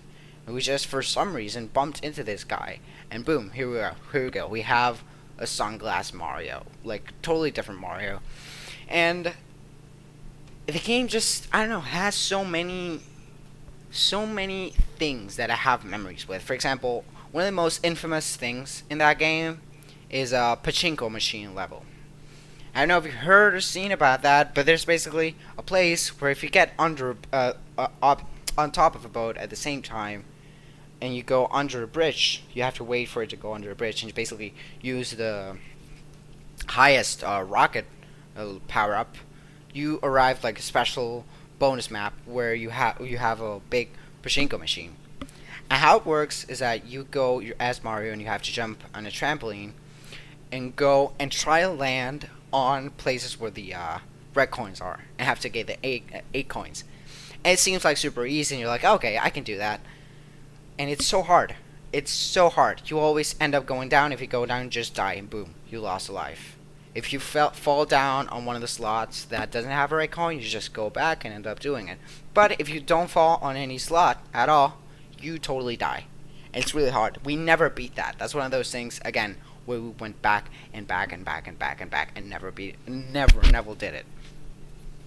But that's one of those games where we play so much that I can really tell you pretty much every single thing about that game. And I'm like, yeah, I know that. I didn't beat that, but I know it. And it's just so there's so many things in that game. I feel like this is probably in the most in any Mario game that are not necessary towards the end goal of beating the game that I think a lot of people missed. There's a whole area on a world. I can't remember the name of the world right now, but it's basically for people who actually do know the game. It's a level where there's like a big waterfall and there's like these big shells and stuff. You know what I'm talking about. And there's a whole area to the left of that world where it's just like a big wall, but it turns out if you spray it with water, like little pathways come, and there's a whole like I think level, like secret level you can do where you have to figure out how to move, how to like move along with the wall and what to push and what not to push. And when we figured that out, it was insane because like that's totally to the left of the map. I don't think any star ever requires you to be there, but it's just there because it's there for people to find. And if you find it in the end, boom, there's a star. It was insane. It was like one of those things was that looking back, you're like, I have no idea why they added this and didn't give anybody like a little bit of encouragement to go there because you don't need to go there. You could play the entire game and not be there. And it's just, I don't know. Are there better games? Yes. Is Mario 64 better? Probably. The Last of Us is certainly better, objectively better, and it's probably But in terms, if I'm talking about favorite, about what I feel, this has to be my favorite game. I have And that's exactly what this is. yeah, I just have so many memories with that game. Not only with my dad, because remember that's the bridging point where I started to play games by myself. So my dad used to play games for me, but he started playing Mario Sunshine for me, and then I ended up beating it by myself. And we just play that game all the time. It's one of those that we beat, and then probably like 2 weeks after that, we'd be like, "You want to play Sunshine?" And be like, "Yeah, I want to play Sunshine." And sometimes we didn't even start a new save. We just went on the save we had and be like, "Okay, let's just look around," and be like, "Oh, there's a mini game where if you go inside a restaurant and you have to like destroy boxes in 3 minutes. If you destroy all the boxes, you get a star." And it's like that's there, and it's not like in Mario 64 where getting like bonus stars helps because you're like, oh, at least that goes to my count. I'm gonna go get some bonus stars. Here, bonus stars really don't matter, which is not a great design choice, but it also gives the benefit of them being like a little bit more rare to find and to like stump upon, I believe. And so when we went to that restaurant, for example, and I had to show the box, I was like, okay, we have 5 more hours of entertainment right here. And recently, I think one of the reasons why that game is, again, stuck in my mind is because my cousin, and this is going to go totally full circle, before I moved to Florida, my cousin was also going to move to Spain.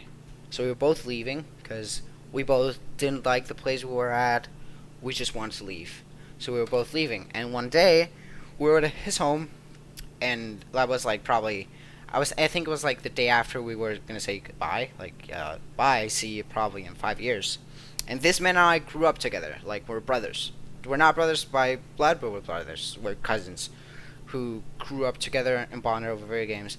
And we were like, okay, let's play some GameCube games. And we're like, okay, let's play GameCube. Kind of like we did on the beach apartment I told you before.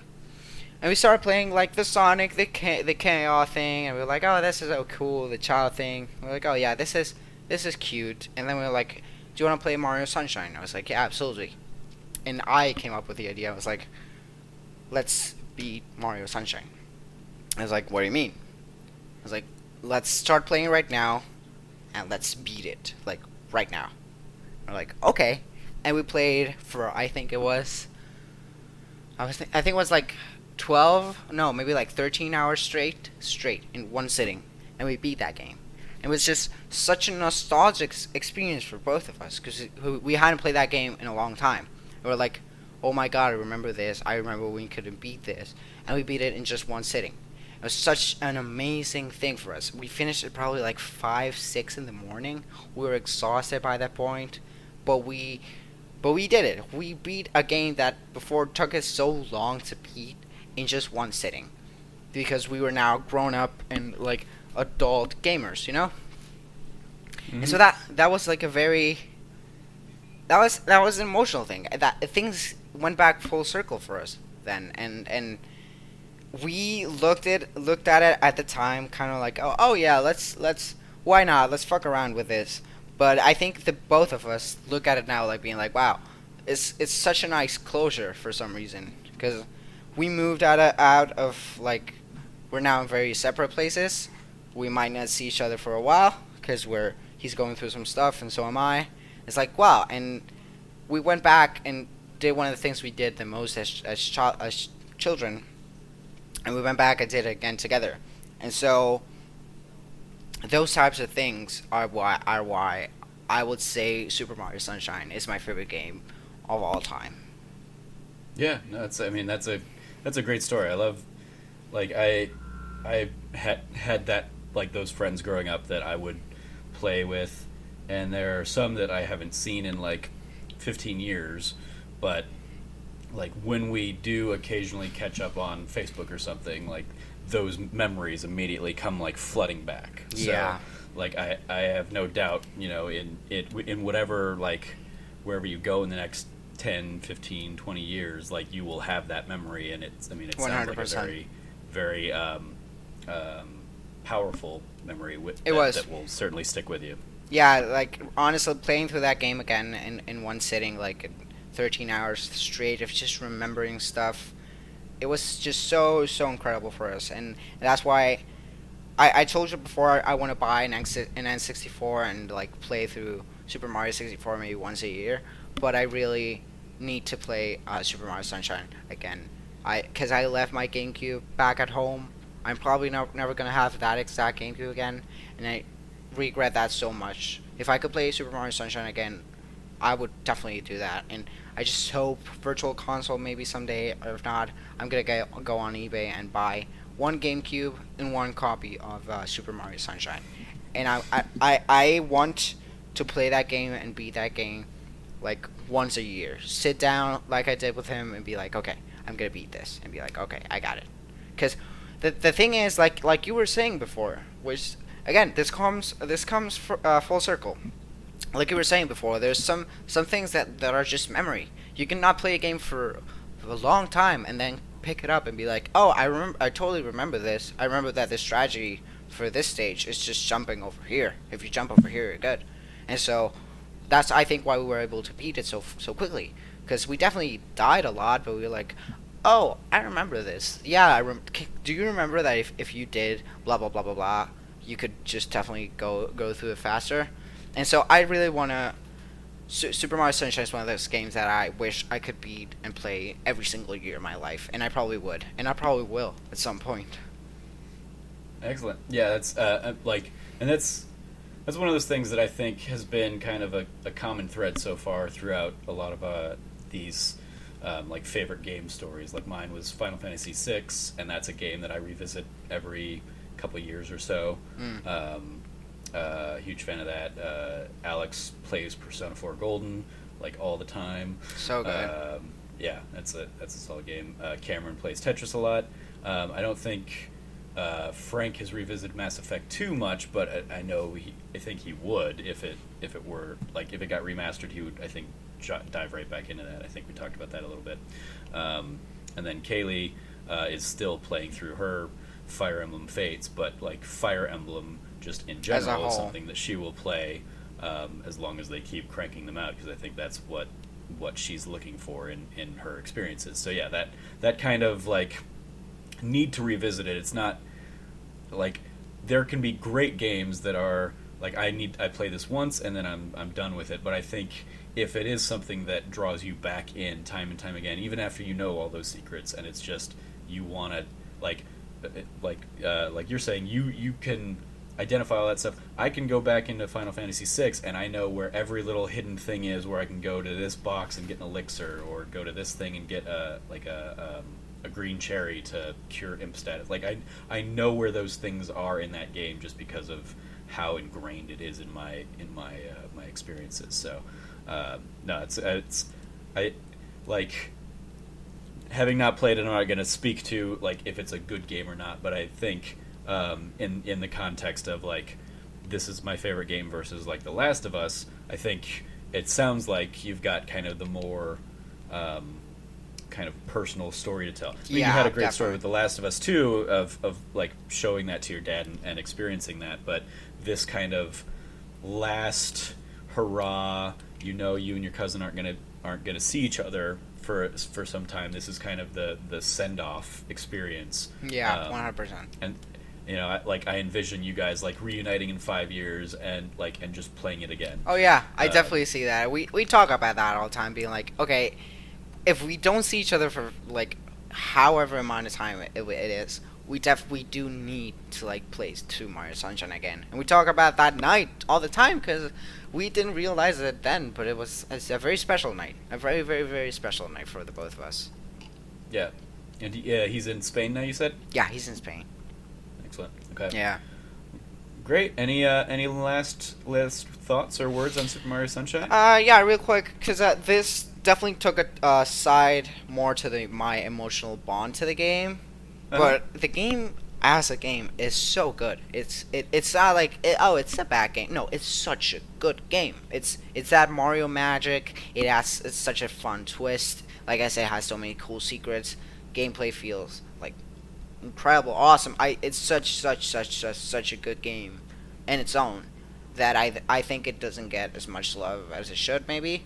But I think in future history, maybe give it a couple of years, people will start to look back on that game and be like, you know what, this game was really awesome. Like maybe after the new Switch Mario 3D game comes, and it's like the Nintendo Super Mario 64 2, which what a lot of people wanted from Sunshine. I think people will appreciate Sunshine even more.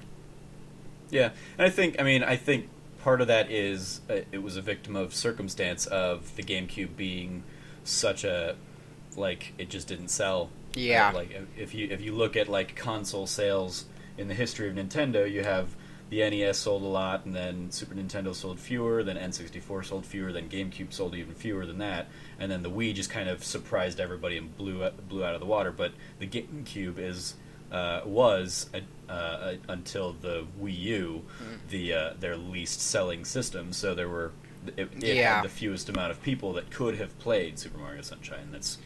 I'm a prime example of that. I played every Mario game up to that point, but by then I had just switched on to PlayStation or Xbox gaming, and so I just didn't.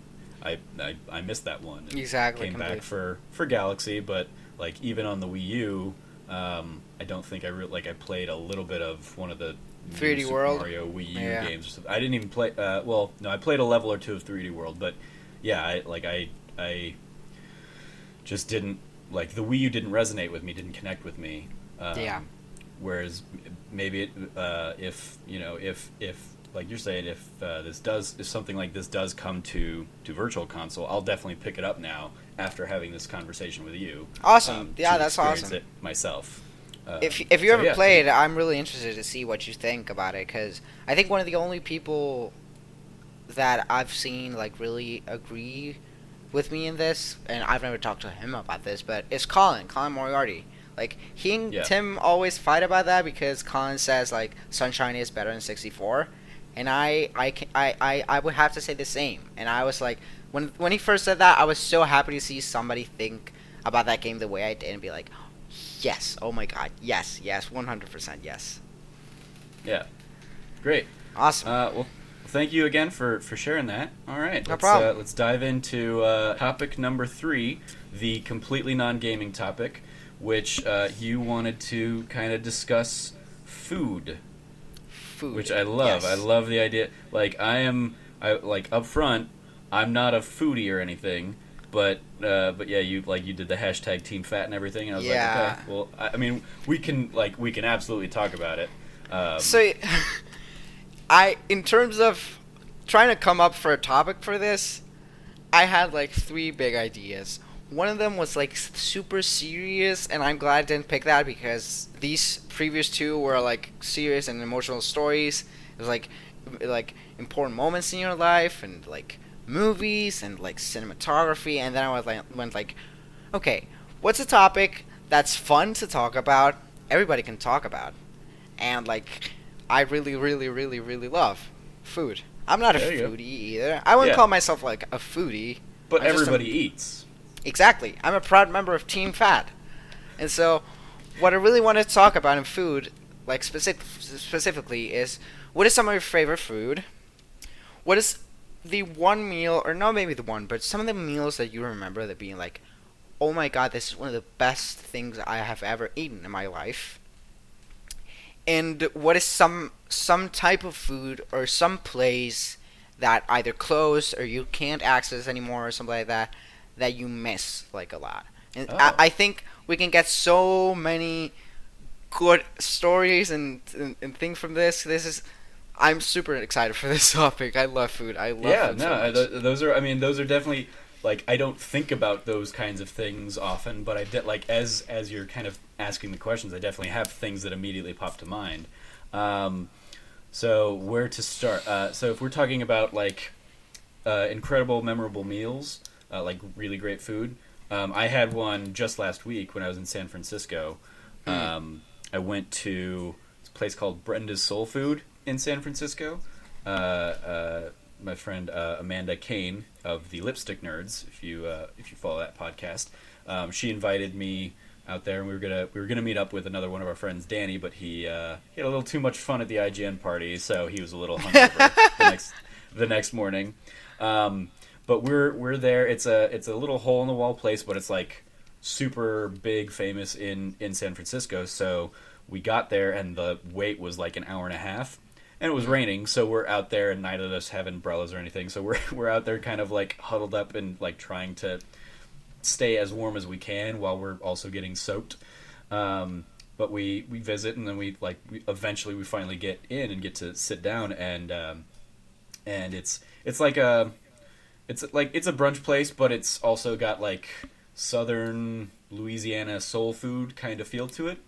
And both of us ended up getting the same thing, and that was like one of their specialties that day. At least it was like on the board for them, was pulled pork eggs Benedict, which was just like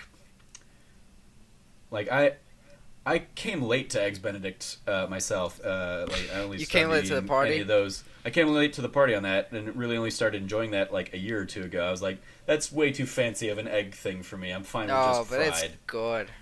I'm not And, an egg guy, but they're so good. Oh, absolutely. So I was like, already, Eggs Benny has me sold. Pulled pork on top of that, I'm Oof, that sounds color me really super good. intrigued. And so Yeah. we had it, and it was just a great blend of blend of flavors. And I'm not typically I'm not the kind of person that like mixes. Like I typically like eating foods separately. I remember growing up. If like my peas touched my mashed potatoes, I'd have to like slide the peas out. I totally feel you. I'm that way too. And my dad would be like, "What are you doing? Like, it all goes to the same place." I'm like, "Yeah, but once it's down there, I don't have to worry about it. Like, it's the getting through my mouth part that I'm concerned about." But yeah, 100%. the like eating the egg with the pulled pork, it just like the flavors of everything kind of meshing together was just choice and Yeah. beautiful. And yeah, I like felt super team fatty.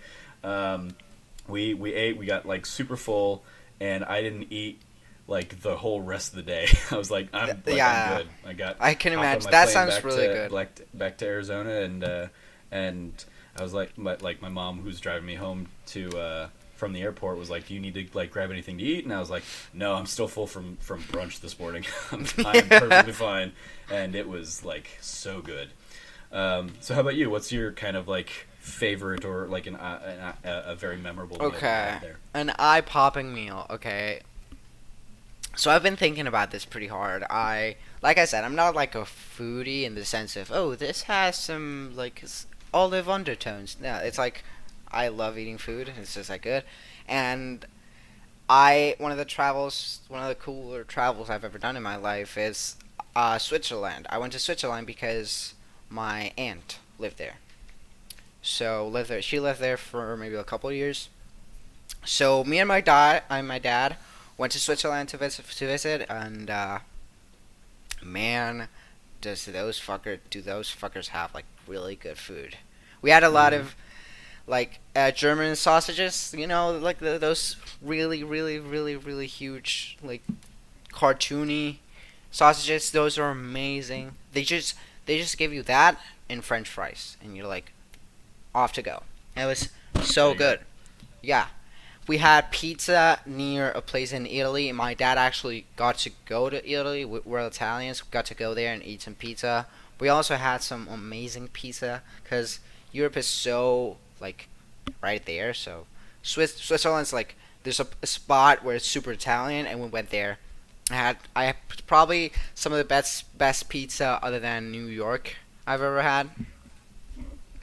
And so over there, I don't think I have one specific thing I ate, but just I ate really good in that travel in general. But one of the most surprising things, I went to Houston recently for that same aunt. Lives there now, and we obviously had some amazing barbecue. Like I love ribs. I really love Okay. eating like ribs. Love it. It's one of my favorite foods to eat. I had some of the best ribs I've ever had in my entire life in this place. I can't remember. I can't even remember the name, but one of their signature things is that they make their own beer. Nice. And my dad stands by the fact that I mean, he's had German beer, Swiss beer, like beers from a lot of places, and actually Venezuelan beer is really good. It's like a very, very, very good place to drink beer. It's one of the only things that they really do like extremely well. But he had that beer in that place in Houston, and he says it's one of the best beers he's ever had.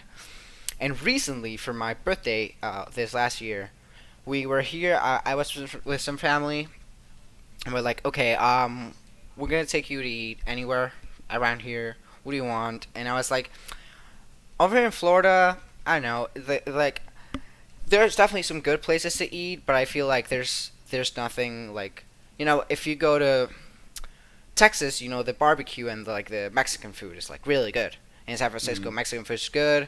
New York has a pizza, and there's a lot of places that have their signature stuff. And I don't feel like Florida necessarily has something like that. Interesting. Like, But I would immediately think like Cuban food. yeah, something like that. Exactly. Cuban food is over here is probably the best place we can get that. And so I really wanted to eat like ribs in general because I hadn't eaten ribs in a very long time. And like one of my aunt's like husband, which is he's not my uncle, but yeah, he's friend. Let's just call him a friend. So he figured out that there's this little place over here in like West Palm Beach that does ribs. That's all they do. It's called Ray's Barbecue. And so it's apparently really good. He heard it, I think, on a radio show or something like that. And it apparently for the last Super Bowl, Super Bowl 50, that little place had like a special order of like a fuck ton of ribs for the Super Bowl. They just transfer them to San Francisco, and that's the ribs you could get there. And apparently, like a president, I think Ronald Reagan, I believe, like really liked those ribs from that place, and like ordered them only from there, and it like has a lot of history. Okay, and for a second there, I thought you were just talking about the House of Cards ribs place. Oh no. Oh, that would. Yeah, I know what you mean. I always see those ribs, and like those ribs look so good. I hope that place real. But it's kind of like that, actually, where you hear like a lot of history and being like, yeah, a lot of precedents like that. I think Bill Clinton, like there's something with Bill Clinton too, and they had a website, and we weren't sure what to expect because we're like, okay, this could either be like a huge restaurant or this could just be a food truck. We had no idea what it actually was, and we go there. It turns out it's like this little food truck, right? And we're like baffled. We're like, oh well, okay, let's order some ribs, and they just give it to you in like a little box and be like, okay, off you go. We ordered it with like 2 sauces they had, like they make them. We're like, okay, let's see what the hell this is. But it was for my birthday, and like my whole family was there, so we were like, okay, we still need to go to a place and sit down and eat. So what we're gonna do is like get the ribs. Then we're gonna go to another place and we're gonna eat there. And it's funny because it's a double punch, because we go to in West Palm Beach to another like place. Like I think it was the people there were from. I think it was like North Carolina, something like that. I know, some place that like in the South, maybe it wasn't Tennessee. I know it wasn't from Tennessee, but the people from there were like from there. I think it's not North Carolina. I'm pretty sure. And so they were like a barbecue place. The owners were there. Like the vibe was really cool. So we sit there, and I go, okay. So I'm gonna have these seemingly amazing ribs. I'm gonna get just a pulled pork barbecue sandwich. I try the ribs. These were probably the best ribs I've ever had in my entire life. I was like, wow, these are amazing. These are incredible. Okay, love them. And I go, okay, I finished my ribs.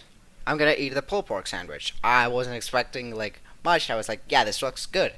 And that was the best pulled pork sandwich I've ever eaten in my life. At 2 totally different places in Florida. I wish I wouldn't have expected a place to eat good barbecue food. I'm telling you, I've eaten barbecue in Texas.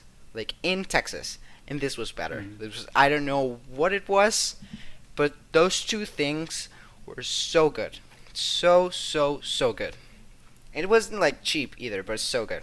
So that's definitely a two punch story there. Nice. Um, so one of your others was like a place that you can't get to anymore, or that's gone.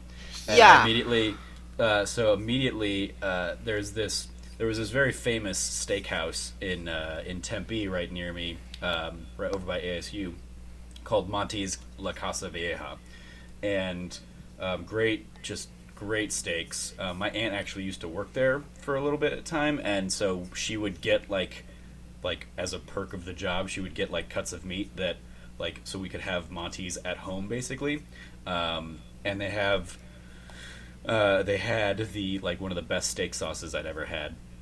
And so that was like the place that my family would go for like celebrations. So like big birthdays or graduations or stuff like that. It would be like, okay, we're we're gonna splurge because my family's relatively like we do family lunch every week, and like my mom texted me earlier. She's like, "So is Wendy's okay?" And I'm like, "Sure, mom. Wendy's is fine." It's Sure. like Yeah, why not? Wednesdays or Subway or like the most grandiose I've gotten them to do recently was Portillo's. Oh. Yeah. That's the other like Phoenix. I often joke about is like Team Fat headquarters because we have like everything here. Because we have Really? everybody. So like everybody who lived in Chicago, they come out here for our winters because it's so nice and warm. So they bring their food with them. So we have Portillo's. We have. I really want to try that. I've pizza never tried it. places. Yeah. And then we have like we have In and Out coming from the West Coast. We have Oh. Five Guys coming from the East Coast. So and Steak Shack, right? Shake Shack. Yeah. Shake Shack, that one. Shake Shack. So yeah, like Phoenix just kind of ends up being like this conglomerate of like all of the foods that like, especially That within the is kind of funny awesome. community that are like Team Fat staples. So yeah, like I had Portillo's for dinner last night. It's like it's a 5-minute drive down the street for me. Yeah, that's Um, awesome. but yeah, this Monty's place was like that was where we would go and celebrate and have big things. And then they just a couple years ago, or might have even been last year, basically closed their doors down, and it was like this. I mean, it was like a historic like staple of the community and of that neighborhood, and the owners basically just said we don't want to do it anymore. Sorry, Oh, that sucks. we're closing up shop. So that's like the first one that comes to mind, and then like a place that I could still go to, but I just don't anymore, is this place called Short Leash Hot Dogs, down in Phoenix, downtown. They started out as a food truck, like you were talking about, and they were like they were like at the forefront of the food truck movement here in Phoenix. Okay. So much so that they ended up kind of like leading the charge on like organizing the other food trucks. And so they would organize food truck events, and so if people were like, "Hey, we want food trucks to come to our office park for for lunch on Tuesdays and Thursdays," they would be the ones who would say, "Okay, we're going to send you this truck, and we're going to send you this truck, or we're going to come and we're also going to bring this truck with us." Short Leash Hot Dogs, they do it's like they've got some staple hot dogs, but then they also have like create your own, and their kind of hook is that instead of using a bun, they serve it on naan, and so you get like it just adds a different feel and flavor and texture to the hot dog. And one of their big signature hot dogs is called the seventh inning stretch or the bear, and it's because it's the seventh inning stretch because it's like peanut butter, Cracker Jacks, like barbecue sauce, and Gouda. Wow. All on a hot dog, and it's like you hear that and you're like, that doesn't sound good at all, and then you take a bite and it's like, this is amazing. Yeah, it's like amazing. This is so good. And so when I worked at Phoenix Theater a few years ago, I could walk there like and go on my lunch, and so it was like a 15-minute walk. I would grab like a hot dog, and I would do this like 3 or 4 times a week. I was one of their regulars. I was probably one of their most frequent customers during that period of time. And I would go. I'm friends with the owners, Brad and Kat. They're great. That's always awesome. Because they had like they would do food truck Fridays was kind of that was how they'd started. Okay. But then they did so well at their truck that they were able to open like a brick and mortar location. and they've since opened up a couple others, and so like yeah, I became friends with them, and they'd say hi, and we'd see them, and I made friends with like a lot of the wait staff and stuff there, and like it would be sad because people would come and go, and then I became one of those people when I stopped working in Phoenix Theater and wasn't just like right down the street. I just was like, I just don't make it out there anymore. I probably haven't been there in like a year. They're still doing well. They're still doing great. I just like it's downtown. It's just a hassle to get to for me at this point. So like that's Yeah. one of those that like I miss, but I'm just not enough, I guess, to draw To me go back back, into it. okay. Yeah, but it's some. I mean, it's something that like, if one of my friends like was like, hey, like let's go grab Portillo's, I would be, or not Portillo's, short leash. I would be like, yes, absolutely. I haven't been there in so long. I'd love to go back. But yeah, it's like I'm too lazy / busy that I'm like I'm not going to the other side of town. I'm just gonna grab something on my way home or grab something near home so I can write or play video games or record a podcast or whatever. I don't have time. I don't have the time necessarily. Yeah, to, I feel you. Sometimes, yeah. This topic is not necessarily like places are shut down. That's like a perfectly valid excuse to not to go to places anymore. It's like, yeah, I used to go all the time, but it's too far. I just can't do it anymore. yeah. That What that about makes you? total sense. Do you have like places from home that you miss? I do. I have a couple, and which are like strange because it's not like because Venezuela what they make is like a arepa, and I Okay. like it. It's fine, but it's like not for me. Like it's not like I would die if I don't eat it ever again in my life. Not there's not really any Venezuelan food that I would go like, oh my god, I want to die to eat this again. Not really, but there's a couple of places that immediately go to mind from Venezuela, and I'm never gonna be there. They're like open, but I can't return to my country. I cannot do that. Mm. So they're out of the question. One of them is this little place called Los Tapatios. It's a Mexican place by Mexican people, like, and they just. I want to go to San Francisco and try out a lot of Mexican food, a lot of burrito and stuff like that, to see how they compare to this, because this is what this was like Mexican people. The owner was a lady. I kind of knew her. She was great, but she was Mexican. She lived in Mexico a lot of her life and then moved to Venezuela. And so, what they made like probably 5 things, but their signature dish was the tostada. It was this crunchy tortilla, like the most amazing tortilla you could ever see. I have never seen such a perfect tortilla. I don't know what they did to that, but it's just perfect. You could get it with chicken or meat, and the meat, like the ground beef, was way better. They had this. Again, I don't know what is that they did that was so special, but the cheese they used was so. I know the way it felt when you chewed was so different from usual that for some reason it was awesome. And the most like the best thing about them is the guacamole they did. Mm. They did a guacamole with like fresh onions and like real big thick pieces of onion, and they were doing that all the time. So if you actually went there more time or not, there was like a little room in a corner where they would just chop onions all day, and you could actually go there, and most of the time you couldn't be really inside the restaurant because your eyes started hurting and like tearing up. But it was awesome for some reason, and that guacamole was so good. And so my mom's the one who like showed that place to me. She was like, "Oh, this is like famous all over the place. You've never been there. Let me take you." And she only ate the tostada because it's like their signature dish. And I saw a burrito and I was like, "We need to try this burrito." And they do it with the wrapping paper and everything, and it's amazing, just an amazing burrito. Like you have no idea. So like because they use a lot of the guac I'm telling you about, it's such a different guac from what you're used to seeing. It's really good. And that one I'm not so worried about because I know there's other places that aren't Florida that have really good Mexican food. So I'm Mm. gonna go to like San Francisco and try burritos like California burritos and stuff like that to see how they compare. But the one that I really want to talk about, that's the one I'm positive I'll never ever have something even close to that again was this little place in Caracas called Taxco. It's actually like taxi company, Okay.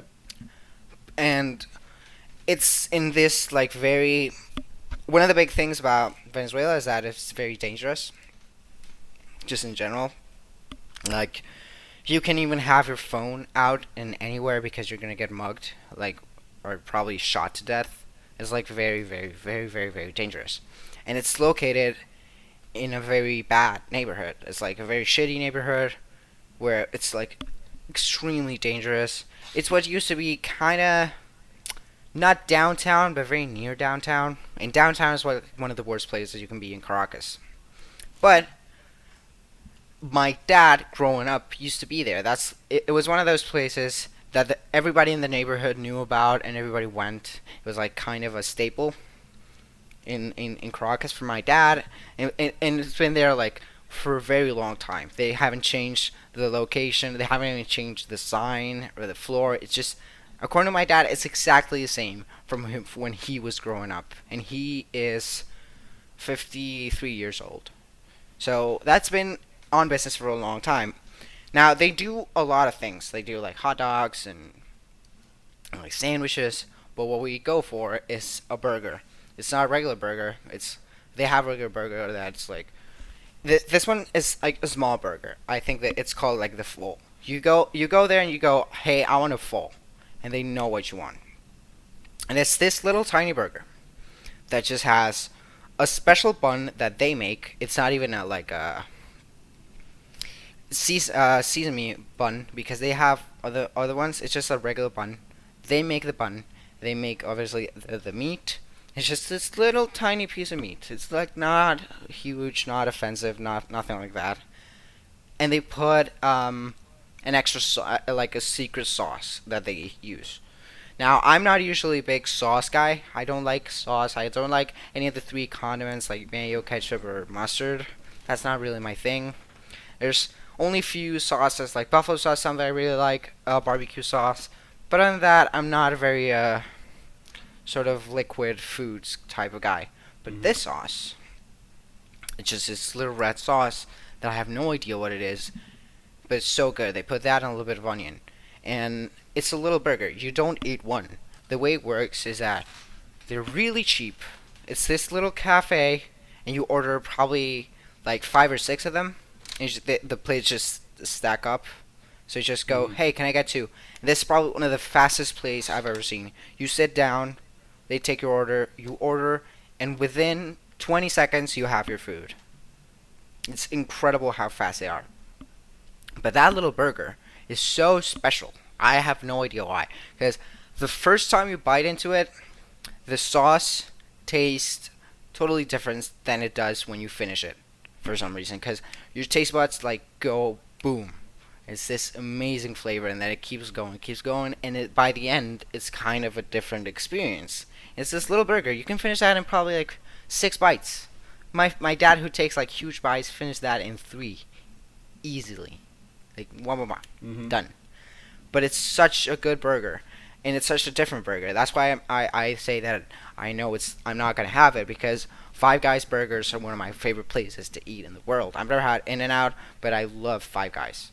The best burgers I've ever had. But the thing about this is that it's a very special and unique burger, and the sauce and their own made homemade like bread and it's just so incredibly good. I wish I could sit down there and order 6 of those again and just wash through them, but I'm never gonna have it. It's a place that's famous for over 40 years only for that little burger. It's fantastic. It's incredible. Yeah, sounds like it.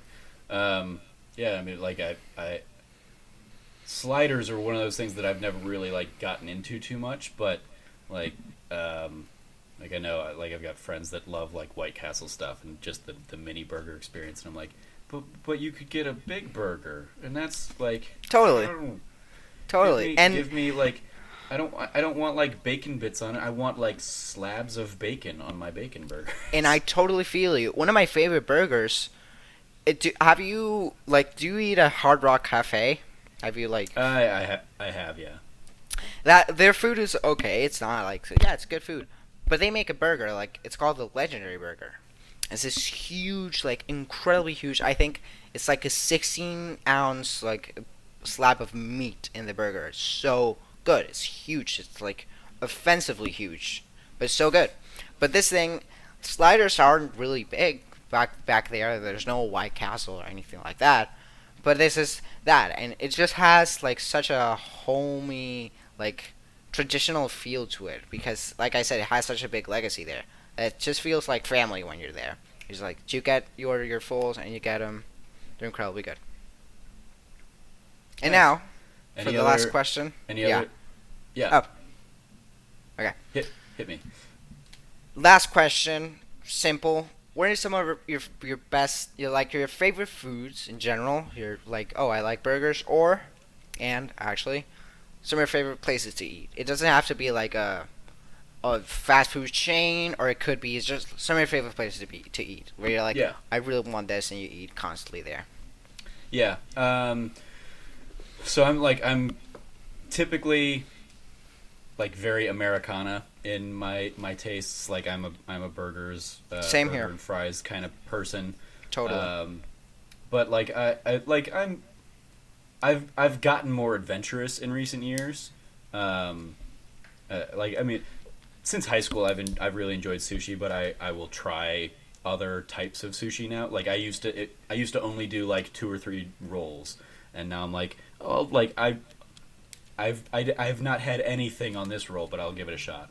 And so I'll do like I'll do a little bit of that where I'll try like a little bit of everything. But my like easily my favorites are like burgers and fries, pizza. Like I could Definitely. probably eat pizza for every meal.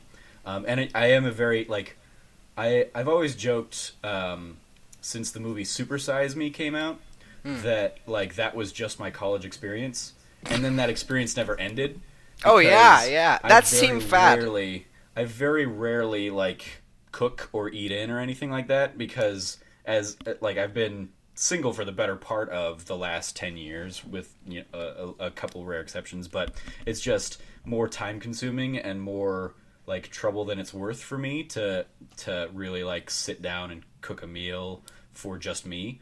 Yeah, um, cooking for yourself is very different than if you have anybody else. Like if you have a yeah, friend or a girlfriend or like just like your dad. That it's very different. yeah. So I've very much for the better part of the last decade, like I will go out and like every day at work I walk down to like like I've got a Jersey Mike's, I've got a Chipotle, and I've got a Jimmy John's nearby me, and pretty much every day it's like I'm gonna go to one of those three places. Yeah. And they're all about like 10-15 minute walks, so I feel like I'm at least like also exercising and working some of it off. Um, One of my favorite places in town. That's another one I don't get to as much as I would like to, but it's this place called Cornish Pasty, Hmm. and I think it either originated here or it originated in Vegas, and they're starting like they've blown up out here. So like it started out, the one that I went to by ASU started out, it was just basically like a small little hallway that you could like walk down, and there were like maybe 10 tables, and they were all like two or four tops. And it got so popular that like they expanded like their dining room into like the the the other side of it, and then it even that like was filling up too much, so they Hmm. expanded the other way too. So they like the two places on both sides of this little like hallway dining setup that they had. They just kind of like have been like building and building. And then like two or three others have opened up out here. And a pasty, if for those that don't know, is basically like it. The story is it's the kind of meal that like wives would send down into the mines with their husbands, Hmm. like because it's basically a meal cooked in a pastry, like a meat pie kind of thing. And so like you can order like like what I usually get like a chicken alfredo or something. So it'll be like chicken and potatoes and alfredo sauce, and like it'll be baked into a pastry, and then I'll just kind of like you pop it open and you eat it, or you can like eat it by hand. Yeah. It's just very um, very just good. Like it's another one that's a great mix of like kind of all those tastes in one. So that's like a great place that I've enjoyed going to. One of my friends actually, I think, just is opening up. Like they they've been trying to get into Boston for a couple years now. Like I remember him leaving Phoenix to set up one out there, and I just saw him posting the other day like, I think the paperwork's finally done, and like it was a picture of the storefront, and I was like, oh, good for him. That's awesome. So yeah, they opened that up. So that's like another one of my like favorite go to, like if I've got a friend in town or something, and they're like, hey, we're like, let's go eat somewhere. I'm like, this is a place you need to try out. And so that's typically something that we go to. I mean, like I said earlier, like Portillo's I've got right down the street, Taco Bell, McDonald's, Wendy's. Oh yeah. Subway. Yeah. Like what? Like I'm like super. I am super like chain and fast foody. Yeah. Same here. More so than I'd like, but it's what's easy and like it doesn't take up too much time and it's cheap enough. Like it's cheaper than it would be to like make food for one, for the most part. So. Yeah. So, yeah. How about you? Speaking of like fast food places lately, I used to like I didn't like Burger King that much.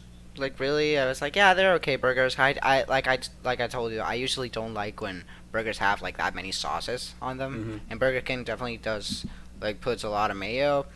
But recently, like I have Burger King really nearby work, and like this is probably like a year from now. I started ordering just a simple like double bacon cheeseburger with no sauce, and it's really good. So good. Like I didn't know like Burger King burgers were that good. They're good. Yeah. But yeah. You mentioned Five Guys earlier. Like Five Guys is one of those places like I would eat occasionally, and I'll go there with friends, but like if it's between Five Guys and In-N-Out, I'll do In-N-Out anytime because Five Guys I just don't put too much on my burgers. Like if I were eating a Five Guys burger and I was getting like everything like to go on it, I that would make perfect sense. But because I will only get like lettuce and mayo and ketchup and mustard, like I feel like I'm wasting a lot of money on a Five Guys burger. So I'm like, I'll just go with the cheaper In-N-Out option. Oh, I feel you. Has more of what I'm gonna have on the burger anyway. I've never had In-N-Out. I wanted to like have it when I went to LA for E3 back in June, but I just couldn't find the time because it was just a lot of work, and I just couldn't do it. But I will try it sometime soon because like that's one of the big debates whether Five Guys or In-N-Out is better. But in terms of favorite places to go, like Five Guys is definitely up there, and my burger is definitely like the most expensive out of them. And I order my burger super simple. It's just a bacon cheeseburger, obviously like double the regular. And I just put lettuce, tomatoes, and hot sauce, which they use Frank's hot sauce. Which was really good. It's probably... And that's it. That's what I ordered. But I love it. It's one of my favorite places to be, period. That just reminded me, like, one of the... It's embarrassing as an Arizona native, but, like, I have incredibly weak taste buds, so I can't like do spicy all that much. Or like I can do spicy, I can't do hot spicy. Okay. So like hot sauce at like Taco Bell is too hot for me. Really? Like, maybe I'll do mild if I'm feeling like adventurous. But for the most part, yeah, I can't do spicy. And if I try and do spicy, like mild wings are the most I will ever do if I'm doing like buffalo wings. And even that, like, I will need extra ranch to help, like, to cool it down. Yeah, and I will basically say, like, and please make sure that you're constantly refilling my water because I'm going to go through it pretty quick. I'm a big old wuss when it comes to spicy foods. I'm the contrary. I love spicy foods. I order my wings. I always order my wings a little bit too hot when in the beginning it's so good, but by the end... I'm like, okay, this is way too much. But that's how I like ordering. Like, in the end, I'm like, I need a napkin. I need to, like, wipe tears on my face. Like, my mouth is burning. but it like just near the end, where because the place I go to for wings, like they put it in a basket, and in the end there's always like a little pool of extra Yeah, sauce, yeah. and so there it's way too overwhelming. Always, every time I Extra go there. concentrated. Oh my god, it's like it's awful, but it's so good. I was actually about to ask you if you're a big chicken wings fan. Yeah, I mean, like I mean, Greg will kick my ass for this every time, but I'm a boneless wings fan. I just don't like. I No. don't like the hassle of having to deal with the bone. So yeah, yeah, I'm a chicken tenders, chicken nuggets fan, whatever you want to call them. But yeah, and that was one of those things that like for a long time I didn't do like buffalo because I was like it's too spicy. But then I was like, oh, but I can like just drown it in ranch and just drink lots and lots of ice water. Okay, yeah, I'll do that. Yeah. So yeah, I love them. I don't get them as much because like I don't there aren't it's a kind of thing I will go and like eat. I will have wings with friends, but I'm not gonna just go to a wing place like on my way home from work or something. It's not fast foody enough for me to have on Yeah. a regular basis. But yeah, like when I go to events like Kind of Funny or something, and there's Buffalo Wild Wings or Wing Wings meet up or something, like I will absolutely do that and yeah, just get the super mildest of mild and lots of ranch. Yeah, I totally get that. But in terms of like favorite food, I would have to say chicken wings are probably my favorite food. Period. Very closely followed by cheeseburgers and ribs. I love eating ribs. And Yeah. I was going to ask you a hypothetical I saw. Like I think I saw that once, like on Facebook, and ever since then, every opportunity I get to ask that question to somebody, I do. I actually even asked it on Colin and Greg live, like a very long time ago, probably when like before I even tipped there and was like known. Hmm. Um, if you absolutely had to give up one of these, and I assume the last one won't apply as much to you, but if you had to give up either burgers, pizza, tacos, or chicken wings, which I assume for you is going to be chicken wings, but let's kill it. Which one would you give up? Um, I That's don't know. probably the toughest question I've ever been asked in my entire life. I was like, Yeah, wow. I mean, it's probably a toss up between tacos or chicken wings, and I think I'd actually probably sooner get rid of tacos. Like I love I would get, tacos, yeah. but like yeah, I think I'd keep the wings. That's my answer too. I would get rid of tacos. I would miss them for sure, especially from Taco Bell. Like that's some of my favorite tacos. But yeah, I would miss tacos. Tacos are awesome, but you have burritos, which are probably better. Yeah, All right, cool. good Any last thoughts on food you want to cover? food. It's good. Oh, Chick-fil-A. Fuck, Chick-fil-A is awesome. Chick-fil-A is one we have. I haven't been, and I don't really have an inclination to go because I'm not like a chicken sandwich kind of person. Hmm. And then also like I'm very or I like not as much these days anymore, but I was very active in like the local theater scene, and so when they came out as very like Oh yeah. anti like gay rights and stuff, like it was basically like everybody in my theater community was like we're never like nobody's doing Chick-fil-A, and I was like, I mean, I already don't do Chick-fil-A, so it's not a thing I was worried about. But that's another one that is like I could go to that every day. It's right down the street, right Yeah. across the street from like the Chipotle, and I see it all the time, and I'm like, nope, I Yep. I just I don't love I it. just don't care. Chick-fil-A and Five Guys are two of my favorite like fast food places and places in general. And yeah, that whole Chick-fil-A like gay rights thing really sucks.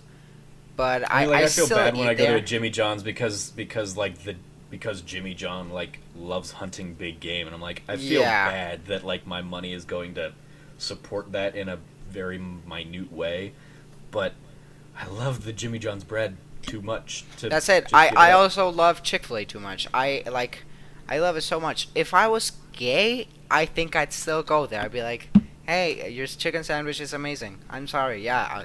hate me all you Yeah. want. Your chicken Yeah. sandwich is too good Oh, for me to care. it's and like I mean, you can be an activist in other ways. Exactly, exactly. You You can can help support the other ways. cause and also I- enjoy a chicken sandwich. Yeah, delicious Yeah, chicken and sandwich. All right. I just remembered. I used to have a Five Guys right across the street from work. Oh, really? Um, that I would go to occasionally back then.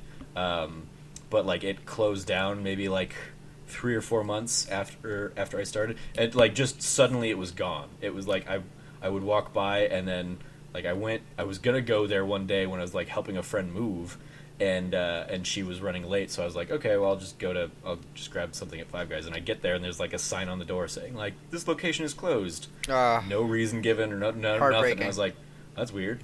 that happened No idea to what the happened there. yeah, that happened to the place I had the nearest to, but I have another one that's not so far.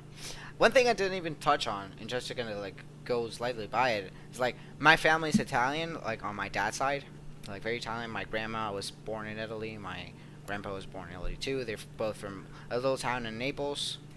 I mean, And so, with a name like Piacquadio, yeah, makes sense. yeah, and Mario too is like my name's so Italian. Good, like oh my god. Yeah.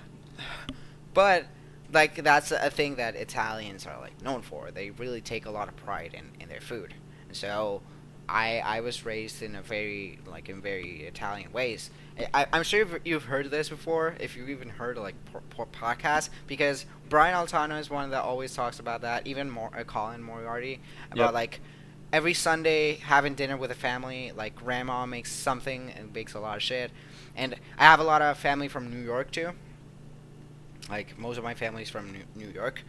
They're New York Italians, so even more. So I remember we went there and it was like so much food. You have no idea how much food goes into an Italian like family reunion. If I haven't seen each other for a while and we're Italian, we're New York. That's so much food. It's incredible. You sit there and you eat straight for like 5 hours, and I'm not even joking. You sit there, you tie lunch and dinner together, and just have a blast. And so yeah, I have so many foods that I miss from my grandma, because my grandma is the best cook I've ever seen in my life, and I think anybody who's eaten like her food, like that I know would agree, and every Italian person says the same, because that's what Italian grandmas do. Like they do amazing food.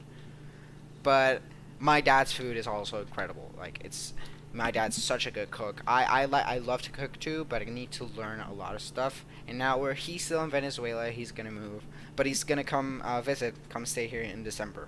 And so that's Oh, one of the excellent. things where I'm gonna have him make me so much food, so much There you food. go. Yeah. Yeah. Take advantage of it while it's there. Yeah, my 100%. like my grandmother, like big family, like Thanksgivings and Christmases and stuff would Oh, be yeah. kind of like Thanksgiving at my grandmother's house, and that's I like if I as I'm thinking about it, I'm like that's another one that I slightly miss eating at, because so my grandmother's like smoked her entire life, and she like she had like a fainting collapsing spell a few years back where they put her on an oxygen tank, and rather than give up smoking, she weaned herself off of the oxygen and just was like, I'm fine, I can manage that. So Gotta love grandmas. I can't eat at my grandmother's house anymore because she just is always smoking in the house, and so just like it kills my appetite. Yeah. And this she's also now she's been suffering from Alzheimer's and dementia for the last couple of years. So Yeah, that's she's awful. she's not in a position to be that kind of cook anymore anyway. But yeah, for like the last I don't know, probably like again like the last 10 years of my life, I would go over there for like visiting the family, and she would she's not Italian, but in a very Italian way, she would always just be like, "Do you want food? Do you want food? I will feed you. Like, Oh, what yeah. can I get you to eat? What can I get you to eat?" And like every time I'm like, "I'm fine. I'm not. I like my appetite is killed as soon as I walk in this door because the walls reek of smoke." Yeah. Which I don't know, like if I just didn't notice it when I was younger, or if I just didn't care. But at some point, it just flipped a switch where I was like, I can't. I'm not even hungry when I'm in this. Like I could be starving, and then I walk in. I'm like, nope, I'm fine now. Yeah, that can kill the appetite. And so but I miss the family energy of Yeah. being there and everybody like sitting around the table That's and something. Yeah, go ahead. the jokes of my great grandmother would like she would shake a lot, or my grandfather now like he shakes his hands a lot when he goes to eat, and so he'll spill food and the dogs will immediately like know to hang out underneath him because that's where Totally. they're gonna get the meal. So I in like in the same vein of like the Monties or the short leash, I like that's a weird little like familial thing. Even though I get to spend time with them like almost every week, and we do like a little like family get together at some dumb cheap fast food place, I miss the whole like sitting around the table and getting that experience. Yeah, that's something you definitely take for granted.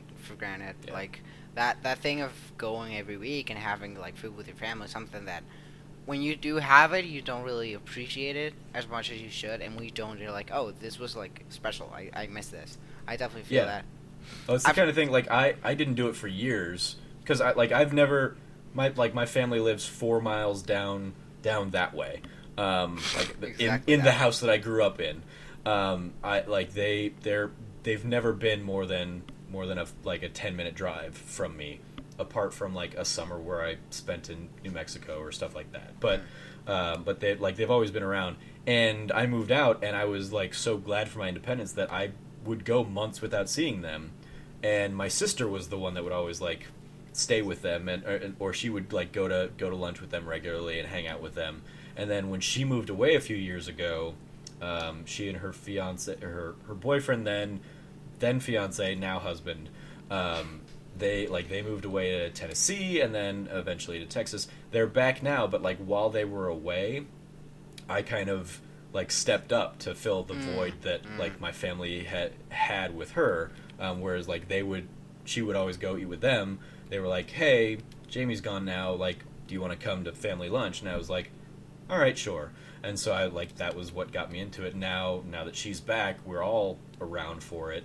And so it's it just kind of became like a little routine where, and it's mostly like I'm filling them in on what I've been up to. Like tomorrow, I'm sure I'm going to tell them all about my fun IGN adventures last week in San Oh Francisco. yeah, for sure. That's awesome, by the way. And so she like it's like I am very glad that I've got that now. And then there are other times where I'm like where they get super on my nerves, and I'm like I don't want to talk about any of this. Like Oh yeah. I'm sure if we delve into politics tomorrow, I'll be like, nope, I'm done. We're not Like, yeah, I'm stop not. We're not talking Bye. about this. Oh yeah. Nope. I feel you. So yeah, it's I'm glad I've got it. I definitely am the kind of person that does like that doesn't realize what I've got until like if I do end up moving out to San Francisco on like a more permanent basis or something like that. I'm sure I will finally get homesick, whereas like for years I've been like I just want to get away from Phoenix. And they're like I know it'll be hard on them too cuz it's good for them to Oh yeah, realize absolutely. I'm always like right down the street, but sometimes we all got to grow up. So Absolutely. Yeah, life gets in the way. that was a weird detour from food for a little bit. Yeah. Yeah. Great. I love that topic. Yeah, awesome. Like I knew thank that you was for going to be a great discussing- topic. I could go on for Thank like you for 2 hours more. For Oh, sure. yeah. Thank you for discussing food with me. Yeah, Mario. thank you. All right. Thank you. Final topic. Trove topics. Hey. Just jotting down the time there. So we didn't get too much this week, but it was a busy week in video game news, nerdy news stuff for us. So one of the questions we did get, actually, I'll dive into this one that Buddy asked you first, and then we'll round out with the big news. So I know Buddy Buddy. at BuddyWatson12, yeah, asks, ask Mario how that downwell play is coming along. Tongue sticky outy emoticon, and what NS needs on top of the trailer reveal. So our other question is also going to be about the NS, but so what's the deal with this downwell playthrough? So yeah, that basically he's hounding you on. Basically, I think it was like on a kind of funny like off-topic discussion, we somehow bumped into each other, and for some reason we were talking about Downwell, and we talked about it a lot on Twitter and on Facebook. He hit me up because that game's really hard. Like that Downwell is really, have you played Downwell? I've not, but I kept hearing Colin talk about how hard it was. Oh, dude, you should. If you have a Vita, right? Yep. You should buy that game. I definitely recommend it. It's incredibly good. I was like stuck to it in my flight to LA for E3, which was like a 6-hour flight. I had so many games, and I had books, and I had comic books, and all I did was play Downwell for 6 hours straight. So it's so good, but it's really, really, really hard. It's so hard, and I finally was able to get get to the main boss.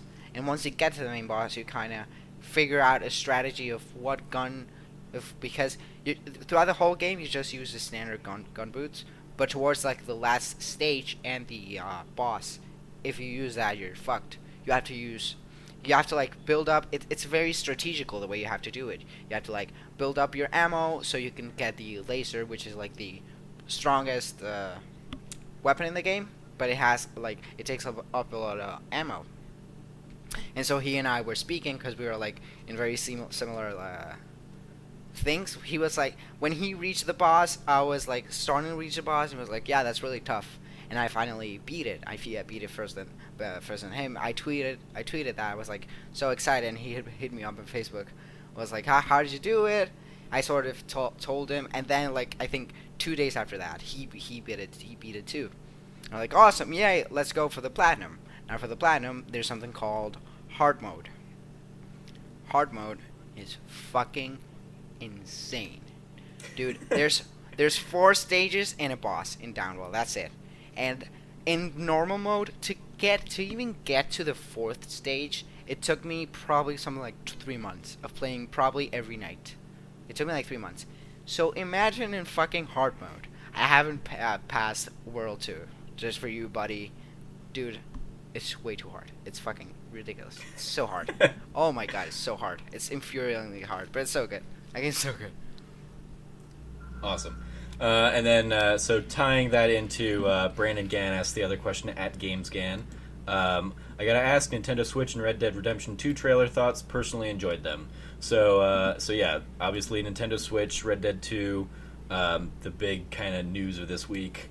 Tying into Buddy's question of what does the NS need on top of the trailer reveal. So what are your thoughts on the NS? I haven't really had a chance to chat about NS with anybody. Yeah, me neither. The Nintendo Switch.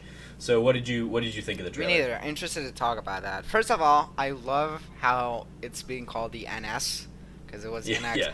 And I think that might stick, actually, the Nintendo Switch. That would totally stick, and it feels kind of like old schooly because NES. But anyway. Oh yeah. Yeah, absolutely. The NS, I think, is amazing. I really think Nintendo. I think this is probably the best thing they could do, and I think this has a chance of being a success. I think it will be a success, not to Wii levels. I don't think anything should ever reach Wii levels of success because that actually ended up being bad for the console itself. Like the massive success it had ended up having like all these shovelware games is just like it wasn't a good thing to have. But I think the Switch, what it has going for it, like what it's unique for, I don't think it's as much of a gimmick as the like Wii was. The whole idea of the Switch is really cool. Like I saw that Tim Geddes mentioned this in the reacts. I love how it doesn't look like a toy. Because the Wii U totally looks he like said that, and I feel like it does. I feel like the control pieces, especially. I feel like they still look cheap to me. Like the system itself, the core system center part there, that looks like a much more solid tablet than the Wii U tablet does. But yeah, like all the peripheral stuff around that still looks to me like it's just like I could like snap it in two with my hands. Yeah. So I'm That's where there's a little bit of contention on from me on that. I can see that. I really want to see it in person, see how it looks, Yeah. because like maybe the Joy-Con is definitely it's a thing that I get why it exists, and I think it's cool, but I'm pretty sure like I'm not gonna use it ever. Most people aren't gonna use it. And it probably is a part that maybe could break the easiest, but in general, I think Nintendo is so good at doing something like new. There's something new. Like that. That's the thing. I've seen some people, most people are excited about this, being like, why can't a Nintendo just give us a regular next gen console? It's like, yeah, but that's not what Nintendo does. That's not what Hmm. Nintendo's ever done. They're Yeah. so good at innovating, and this is really something innovative. This is something that, as of now, it's just something really new and interesting, but it could be a game changer. Because if you take a look at the trailer, like, yeah, playing Skyrim on the go, like, why not? That sounds like awesome, because it's not like I love my Vita, I adore my Vita, but the games on the Vita are different than the games on my like me PS4. But if I could play Hmm. those games totally on the go, that's incredible. And then you have to begin with the argument of, okay, I'm a PlayStation guy and I love my PlayStation 4 and I like it like over any other console.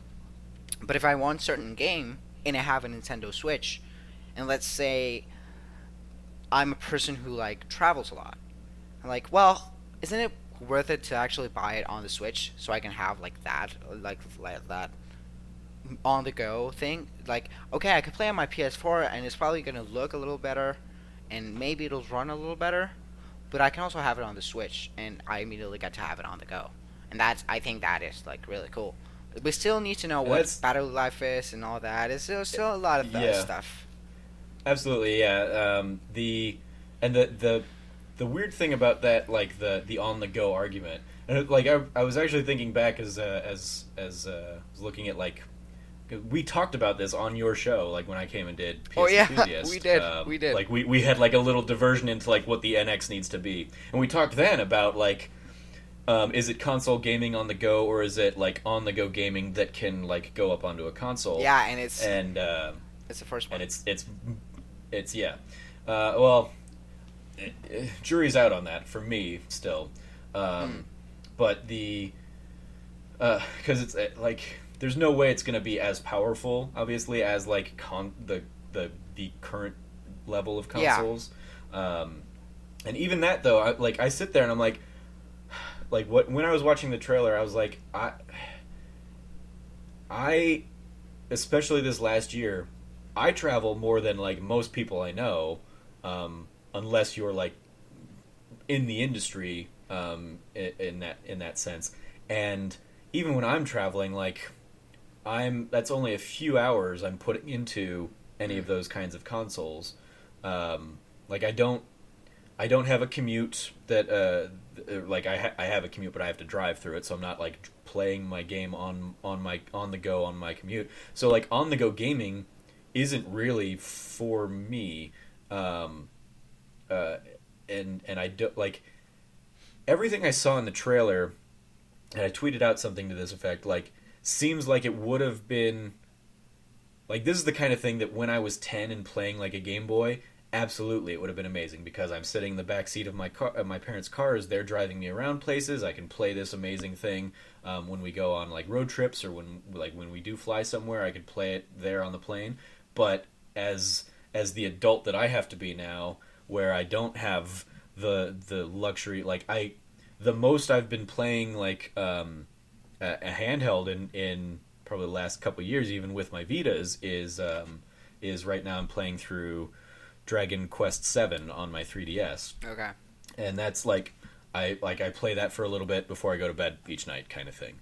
And even like that's playing a PlayStation One game that has kind of been upported to the 3DS, but that's like a rarity for me. I'm much more gonna be the guy at the beginning of that trailer that's just gonna have it plopped in, and that's almost entirely how I'm gonna play the Switch.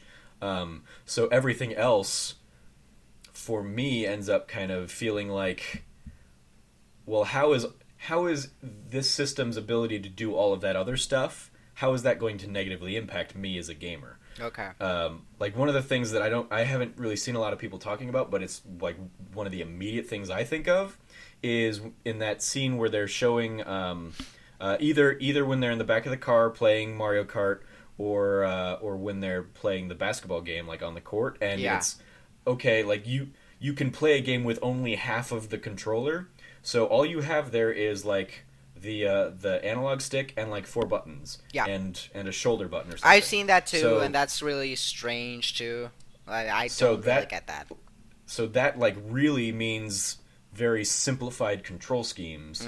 Hmm. And so the idea, and this is weird, where like if you've been following along and like 2K and Bethesda basically said, yeah, the 2K game and Skyrim aren't confirmed yet, but we're proud to be like partner publishing partners. And so I was like, okay, well, what is that like? I imagine you wouldn't have agreed to show the game if it's not coming to the system, but it definitely like I see them playing that NBA 2K game or whatever, and I'm like, and they're really only doing that with like four buttons and the like. There's no camera controls there then because you don't have a second analog stick, and you're like you're out a D-pad. Yeah. You're out any kind of like any like L3 or R3 from like the PlayStation stance, and I don't know what I haven't seen a good enough glimpse of like what half of a Joy-Con controller looks like in terms of having like trigger buttons Completely. there.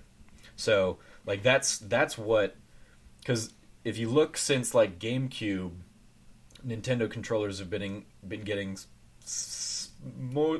I mean, like with the Wiimote, if any game on the Wii and the Wii U can basically be played with the Wiimote, you're looking at a very simplified Yeah. system, and this seems to be more in that vein.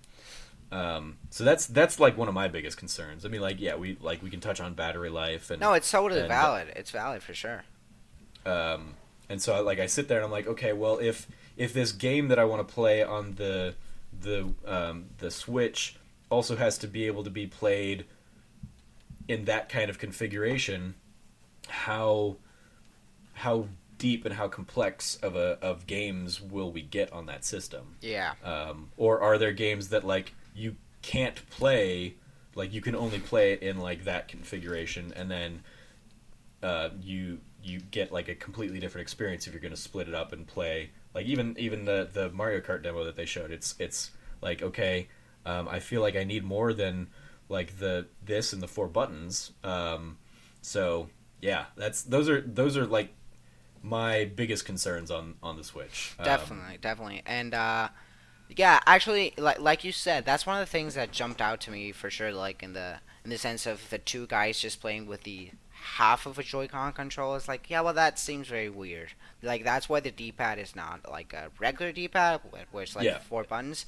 yeah, I was like, yeah, that seems kind of weird. You're not gonna play really NBA with like only four buttons. But if I think about it a little bit more, I also think that that's a little bit of a oh, look what this can do situation, more the realistic situation, because I don't see myself being in a situation where I'm gonna go, okay, I want Mario Kart with my friends, but we're not gonna be in my home, and I'm not gonna have space to have like an extra controller. Like I don't see like that being a really. I'm not ever gonna go to the park with my friends and be like, oh, I have my Switch here. Do you want to NBA 2K14? It's like, no, that's not gonna happen. yeah, yeah, But how I do see the NX, I was gonna call it NS, being like cool is, for example, I was gonna give it to you. How I do see it a lot, cause like I go to my aunt's house a lot. She has like two little kids, and we go there and visit a lot because we're family, and we go there a lot. And I always bring my Vita because there comes a point where I just like sit in a corner and play a little bit of Vita.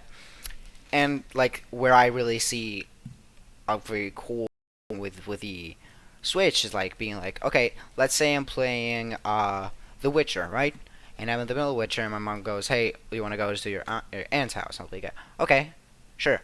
And I take my NS and just take it home, right? And take it with him. And it's gonna be a little tablet, I have my full controllers, and I'll be like, okay, and then I play it there. That seems like a cool idea. In terms of like actually separating and not being like a full tablet like the Wii U, having the little Joy-Con controller like connection thing, that seems a little janky. I want to see how like it works. If maybe Hmm. it's actually more comfortable. At Nintendo's really good. You gotta give them like what they need to do because they're really good at making really comfortable controllers. I don't think I can think of a except of the Wii U maybe with the right analog stick the placement, but usually what they make is very comfortable to hold. So Yeah, I mean, I like the N64 controller still seems oh yeah, awkward as that hell.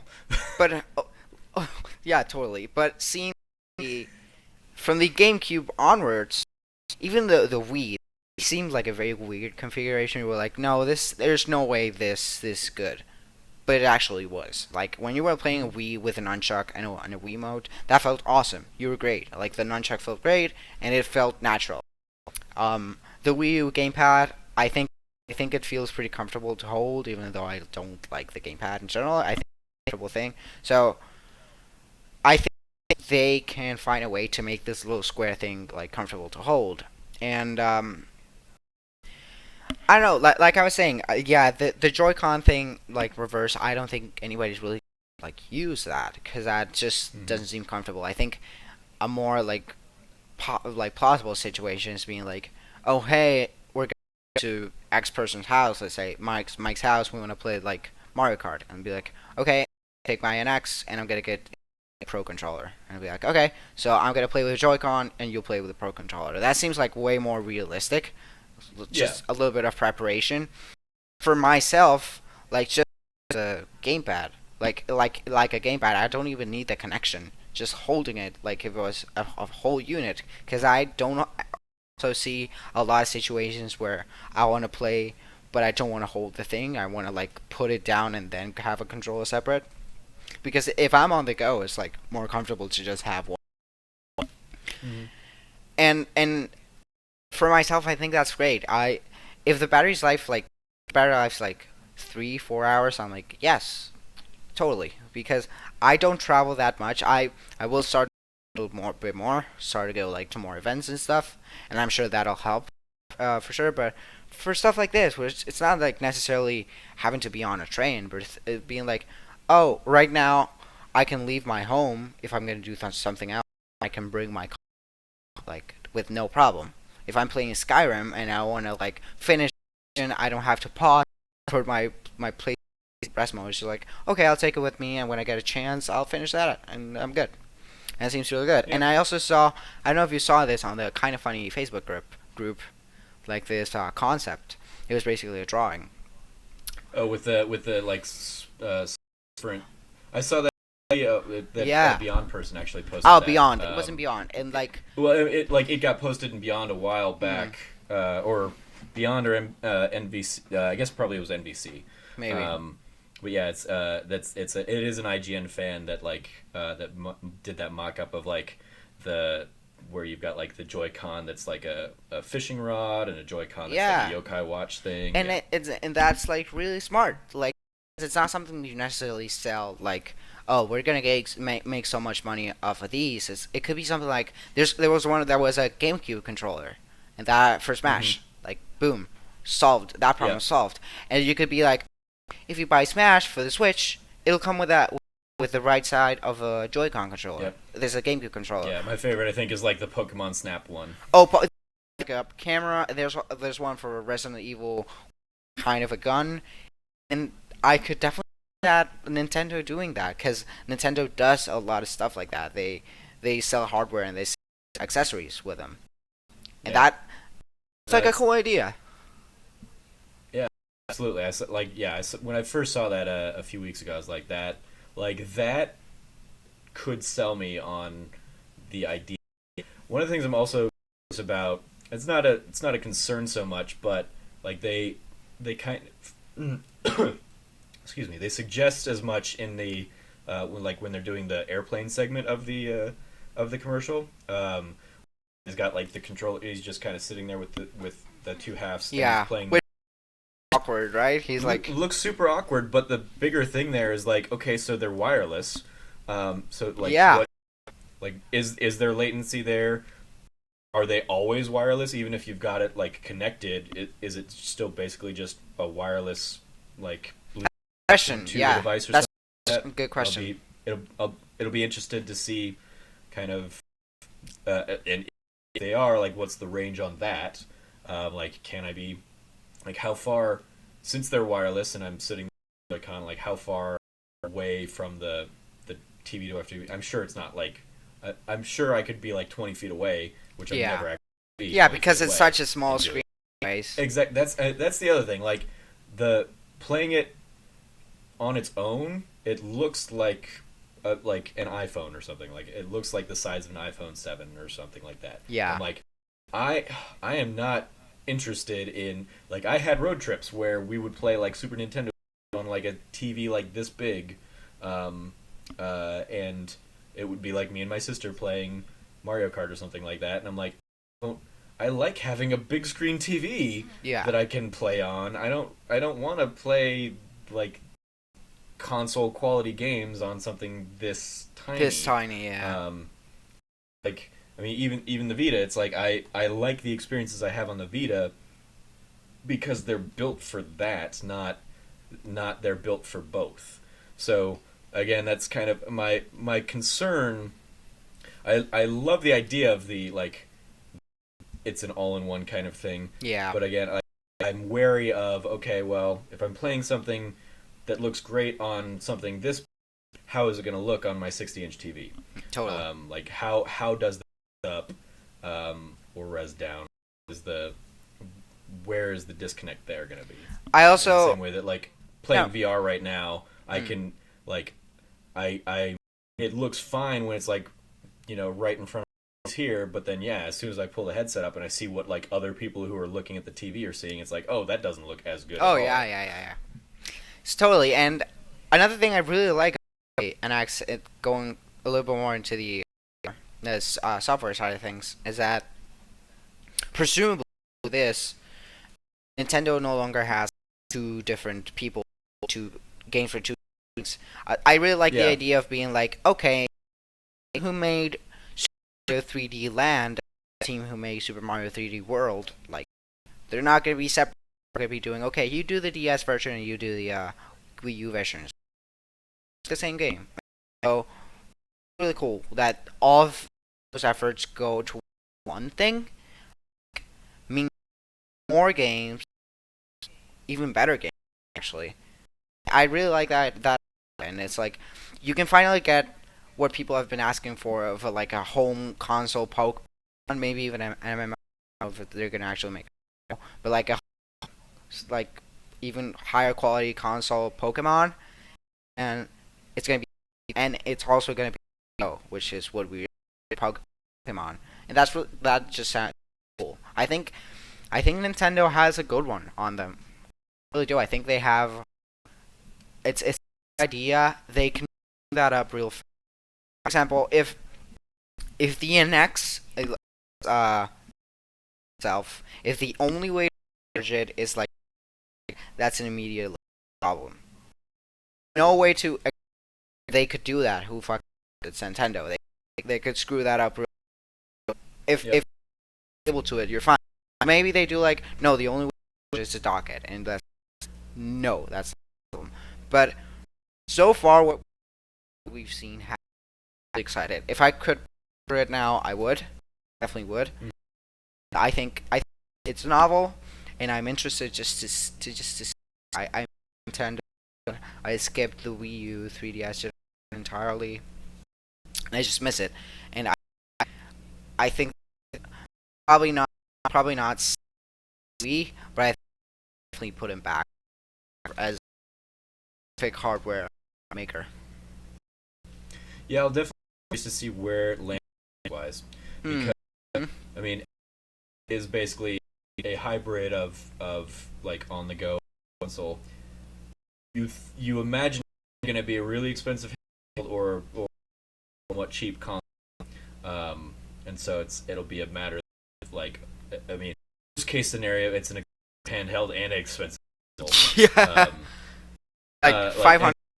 You're like, oh. I mean, the Wii U is still $300 out there, Which is insane. you can get superior, far superior tech, the Xbox One and the PS4 now, and so yeah, if this ends up coming in at like even $300, it's like, okay, well, that's way more than I would pay for a Vita, or it will like that would keep the 3DS alive, because the 3DS is some cheaper option, Nintendo gaming. Um, but it's like, well, now I'm at least getting your system, so good for you. So yeah, I'm really curious to see where it's going to land. Like, my gut says it'll probably be 350. Really hard sell as a hand. Yeah, definitely. I mean, but and again, like, I think 90% of the people that buy this thing are going to buy it for the first 30 seconds of that commercial. Going to be a plug and play, watch it or watch it on your TV. That's all they're ever going to do. Yeah, I feel you. People that are like streaming, like going, yeah, we'll take it, flights, and we'll have it for that. But like, I don't see my, if I can in my hand, if I can play it on a big screen, I'm on a big screen. Oh yeah, no. I price point. Yeah, I think it's gonna be $100. Hope it would be so awesome if they come out and be like 250. But that would like that. And that's I'm down.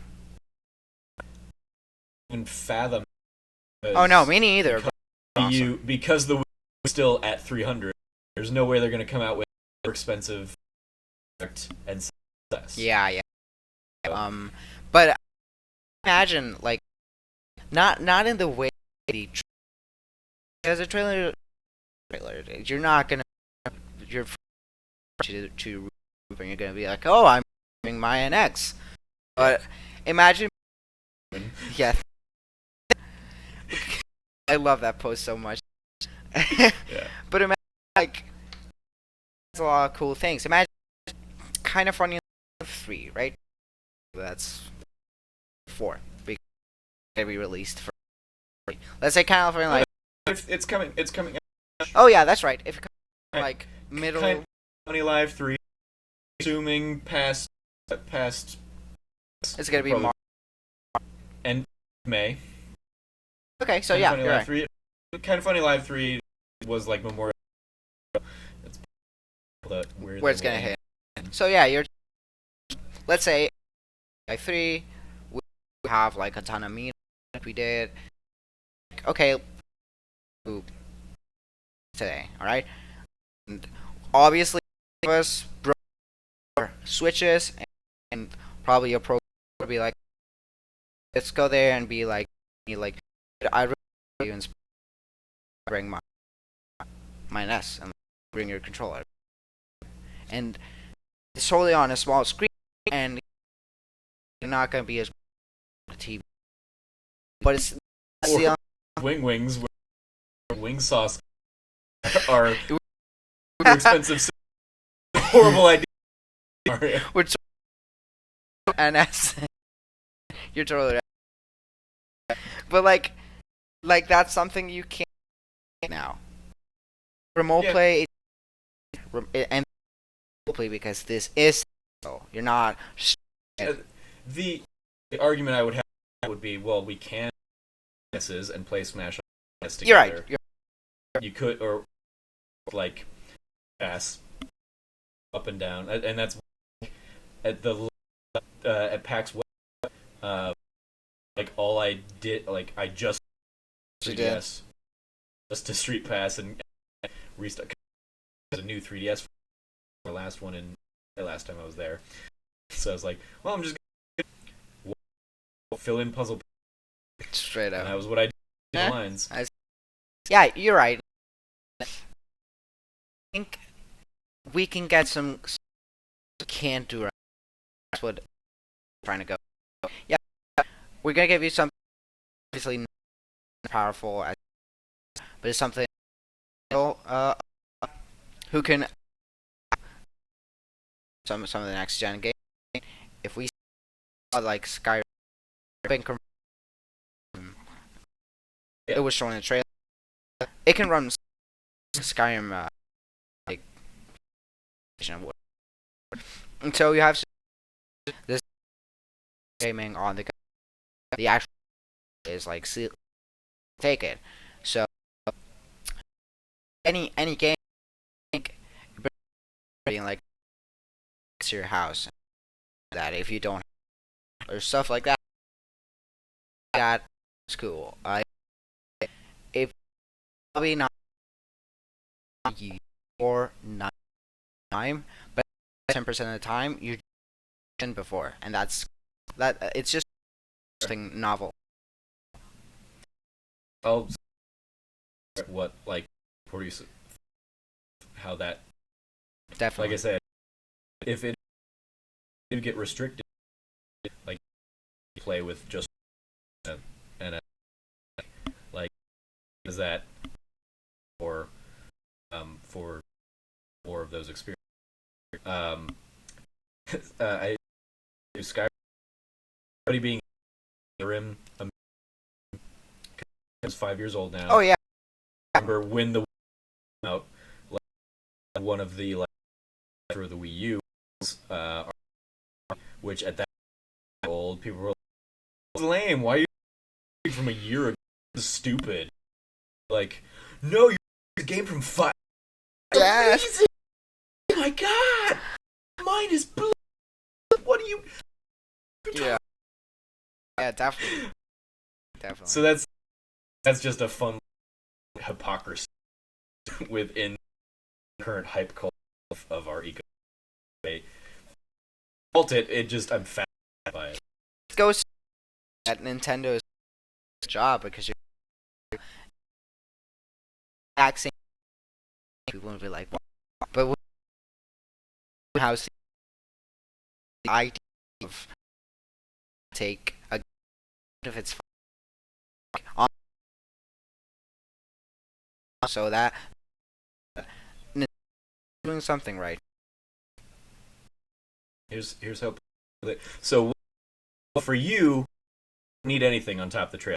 You're in your it right now. If I would, I'm in, you know, 3D or maybe even like I going to do. Guys, okay, really what the was. Yes, I'm glad games I really out of Wii U and some way or another with these Nintendo intense game.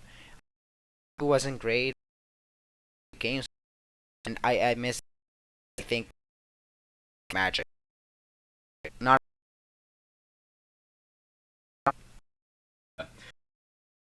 all of my like pessimism, like I will probably have it day one. If and then for like in the as I got so I can write about it and talk about the conversation that else is happening. Things that still that I curious about are mostly price and battery, but all what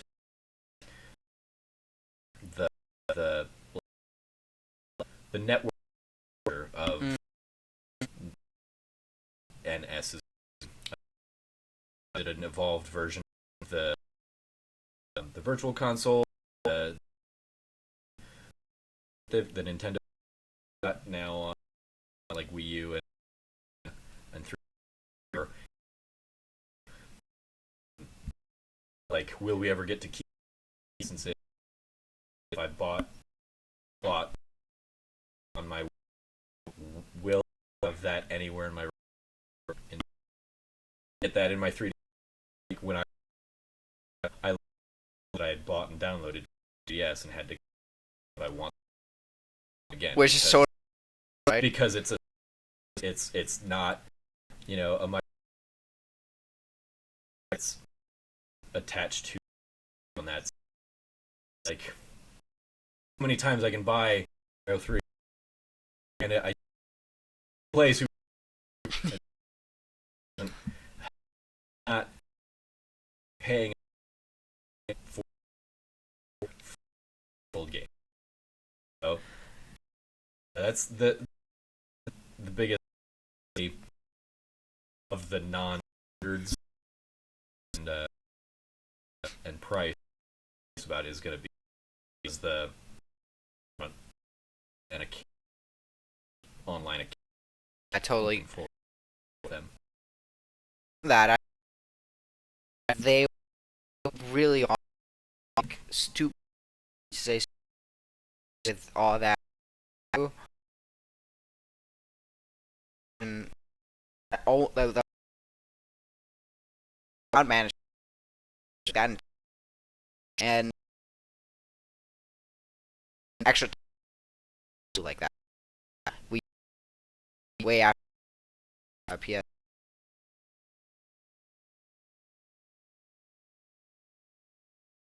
I hope the count store for like would be a console. In Colin Moriarty, like have games on there. Yeah. In place of there you couldn't on a Skyrim even if It can do that. it can add cube And very excited to see like I talked about like when it involved virtual. I love the new as you have as I have you should it has a little like you like mm, precursor and so it's got that the weird it does where yeah, I almost my Wii on for a little bit of time you play have games on you could on your unless mode that was into Wii you yeah couldn't get the same game on the Wii and they put their wrong basket the wrong when is he they go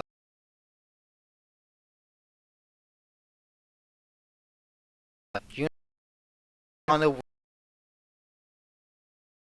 movement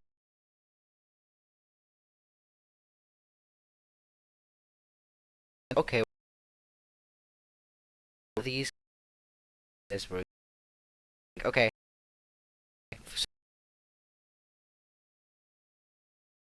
over cube game idea one of these that could really because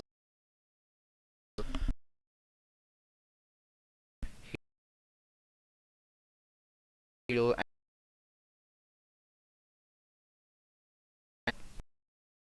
it, like mm-hmm.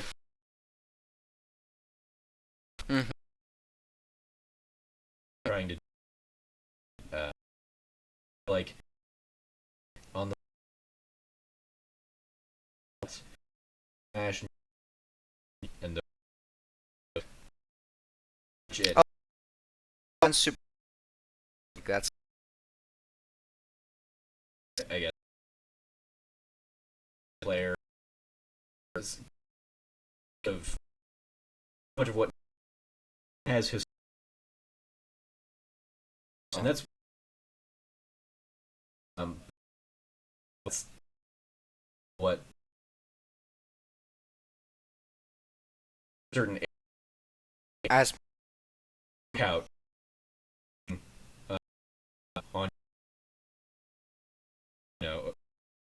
across the Totally.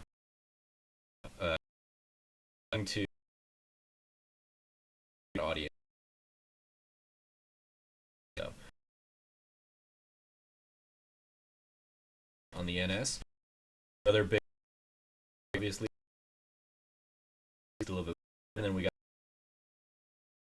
person. Solve any game I played, but I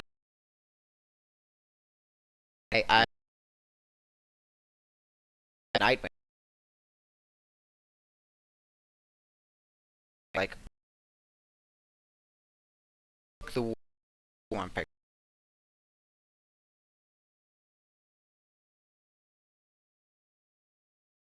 Nintendo like and then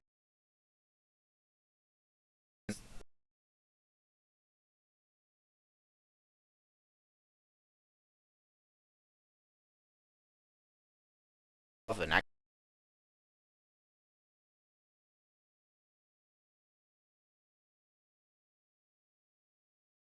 They could have.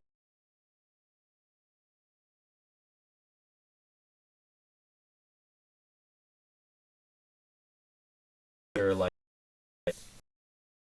trailer that came. Sony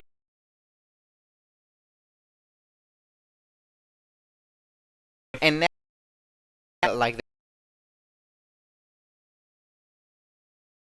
and then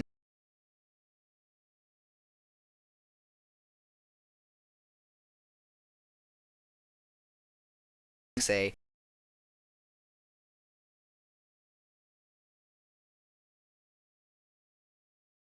see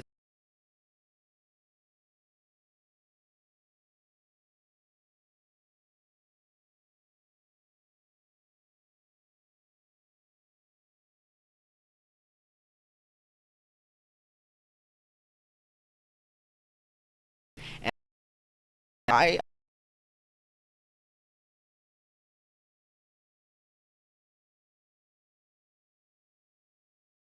because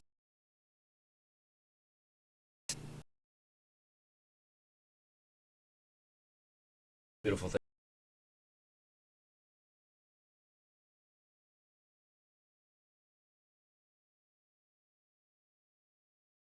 is gonna have stuff. I'm sure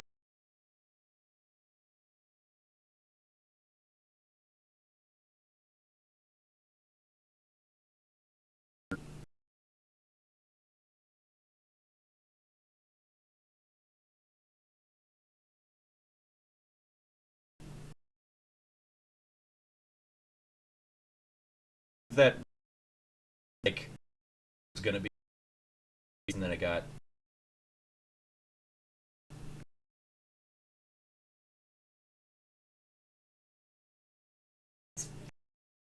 but I believe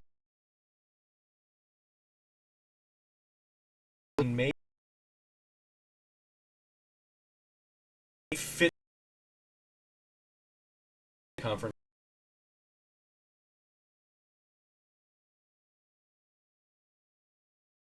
with like that one argument has Sony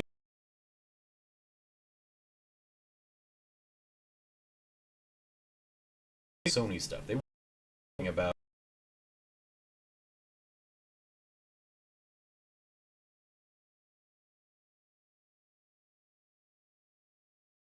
want Sony stuff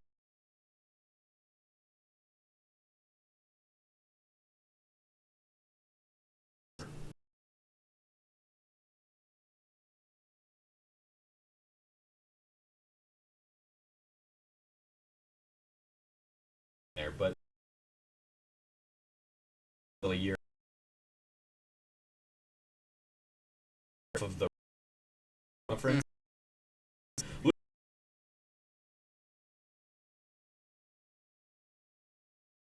So that it made me believe more in that possibility I had so far. where it starts.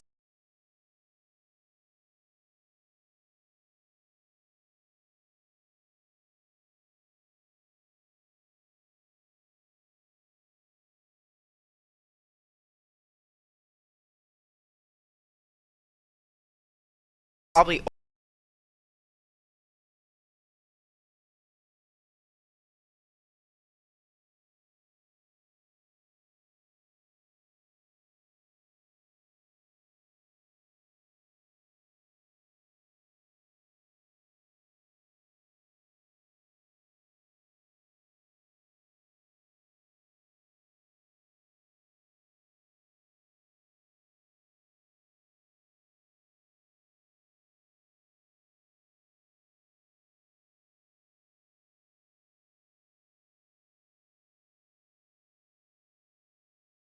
Isn't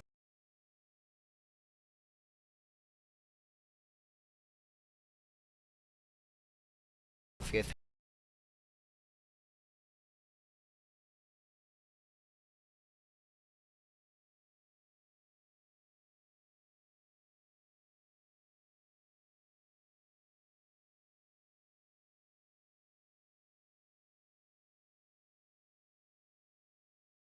Like, yeah.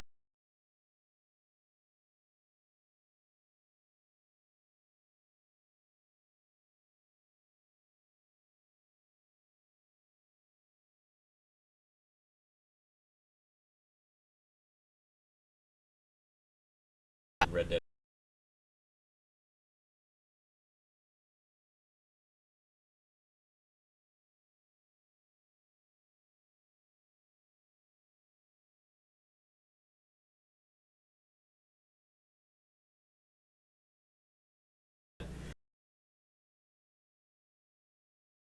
Run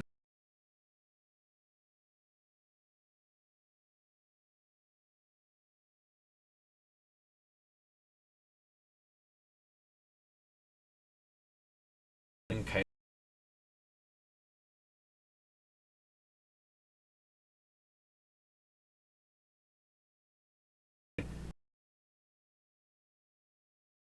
of those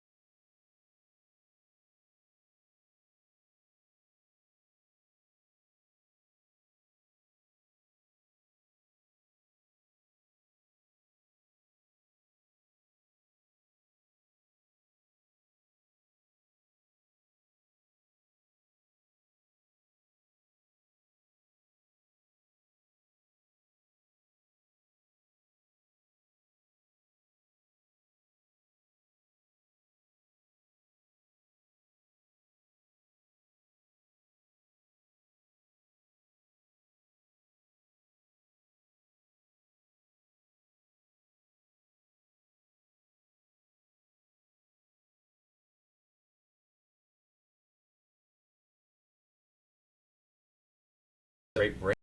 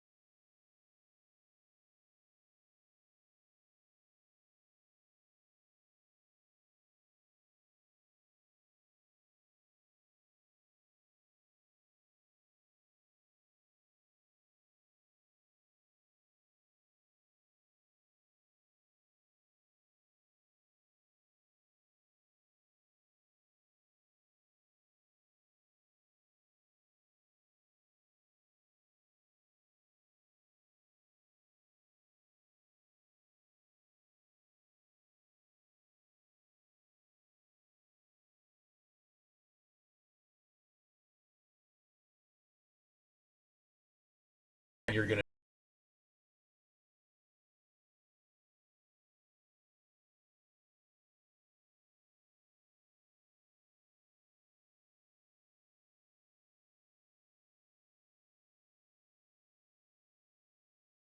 uh,